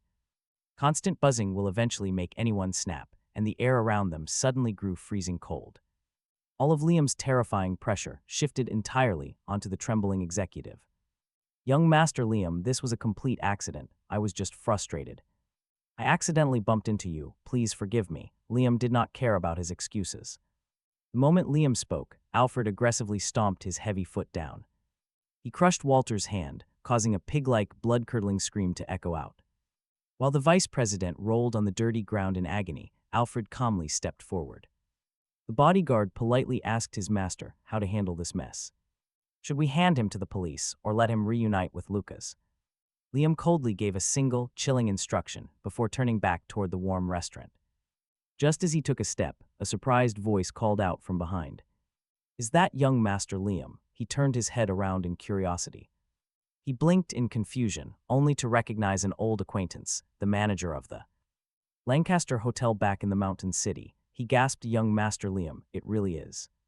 You. After seeing Liam's face clearly, the hotel manager rushed forward to shake his hand and greet him. Liam asked, weren't you the manager at the Lancaster Hotel in the Mountain City? Why did you run all the way to the capital? Hearing this, the hotel manager immediately beamed with excitement when the chairman found out that he had saved all the security footage for Liam. He praised him heavily, so he sent him here to negotiate the acquisition of Motto Entertainment with their vice president. But why does that guy on the ground look exactly like Walter? Liam casually glanced over at Walter, who was still writhing and crying on the pavement. Liam's face showed a hint of awkwardness. To tell the truth, that guy actually was Walter. The hotel manager was absolutely dumbfounded. This guy looking like a dead dog on the ground was the vice president of Madu Entertainment. Talk about falling from grace pretty fast. Liam suddenly thought of something. He flashed a warm, friendly smile at the speed of light and spoke softly to Walter. Since we are here to talk business, why didn't you say so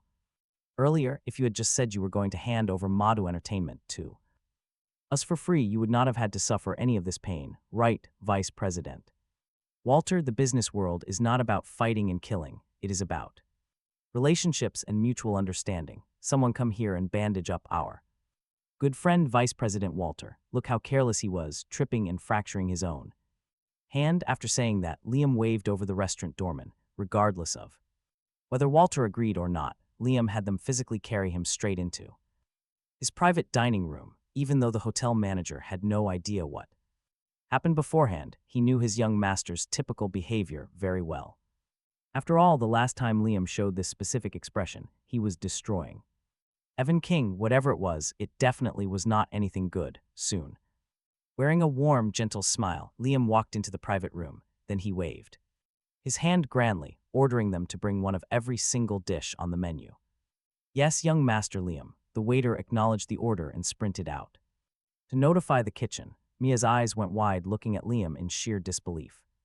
Liam, the food here is incredibly expensive. Ordering one of everything will easily cost hundreds of thousands. It's just a meal. You don't need to be this extravagant, right? Liam casually found a chair, sat down, and replied nonchalantly, it's not that expensive. It's my family's property anyway. You usually come here to eat all the time, don't you? How is this not expensive?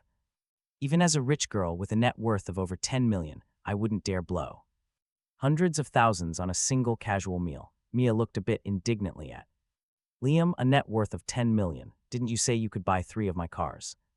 Now it was Liam's turn to be utterly baffled. Yeah, a Porsche is just over million, right? Buying 3 is absolutely no pressure for me. Mia looked as if it was the most obvious thing in the world. Who told him that car was 1 million? Liam was dumbfounded. Could it be 10 million? Mia's expression turned into one of pure shock. This was a number she had never.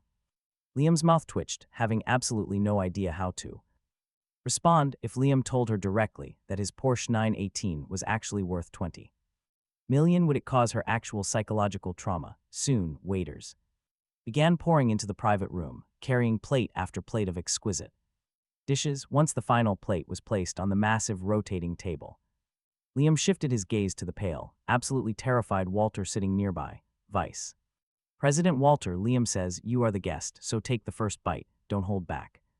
I'm hosting today, so eat up. The moment he says this, everyone at the table focused their attention squarely on Walter. Walter glanced down at his right hand, which was heavily wrapped up like a mummy. His face was completely numb. After a long pause, he finally speaks up in a bitter tone. Young Master Liam, I am not hungry. You guys go ahead and eat. Hearing this, Liam immediately slaps his forehead. Look at my terrible memory, he says. I completely forgot Vice President Walter injured his hand from that fall. Waiter, come over here and provide Vice President Walter with our premium feeding service. Right away, young Master Liam.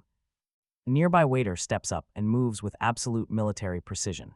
He swiftly picks up a piece of beef with his chopsticks and shoves it directly toward Walter's mouth. Young Master Liam, I really do not need this. I do not eat beef. Walter is practically on the verge of tears. Offering unprovoked favors like this usually means you are either a thief or a scammer. How could he not know that? He absolutely could not eat a single grain of rice here today. Finally, under Walter's desperate dodging, the piece of meat falls straight onto the floor. And watch closely. Liam's expression changes instantly. He slams his palm brutally onto the table. It seems you prefer the hard way, Liam mutters. Walter is absolutely terrified.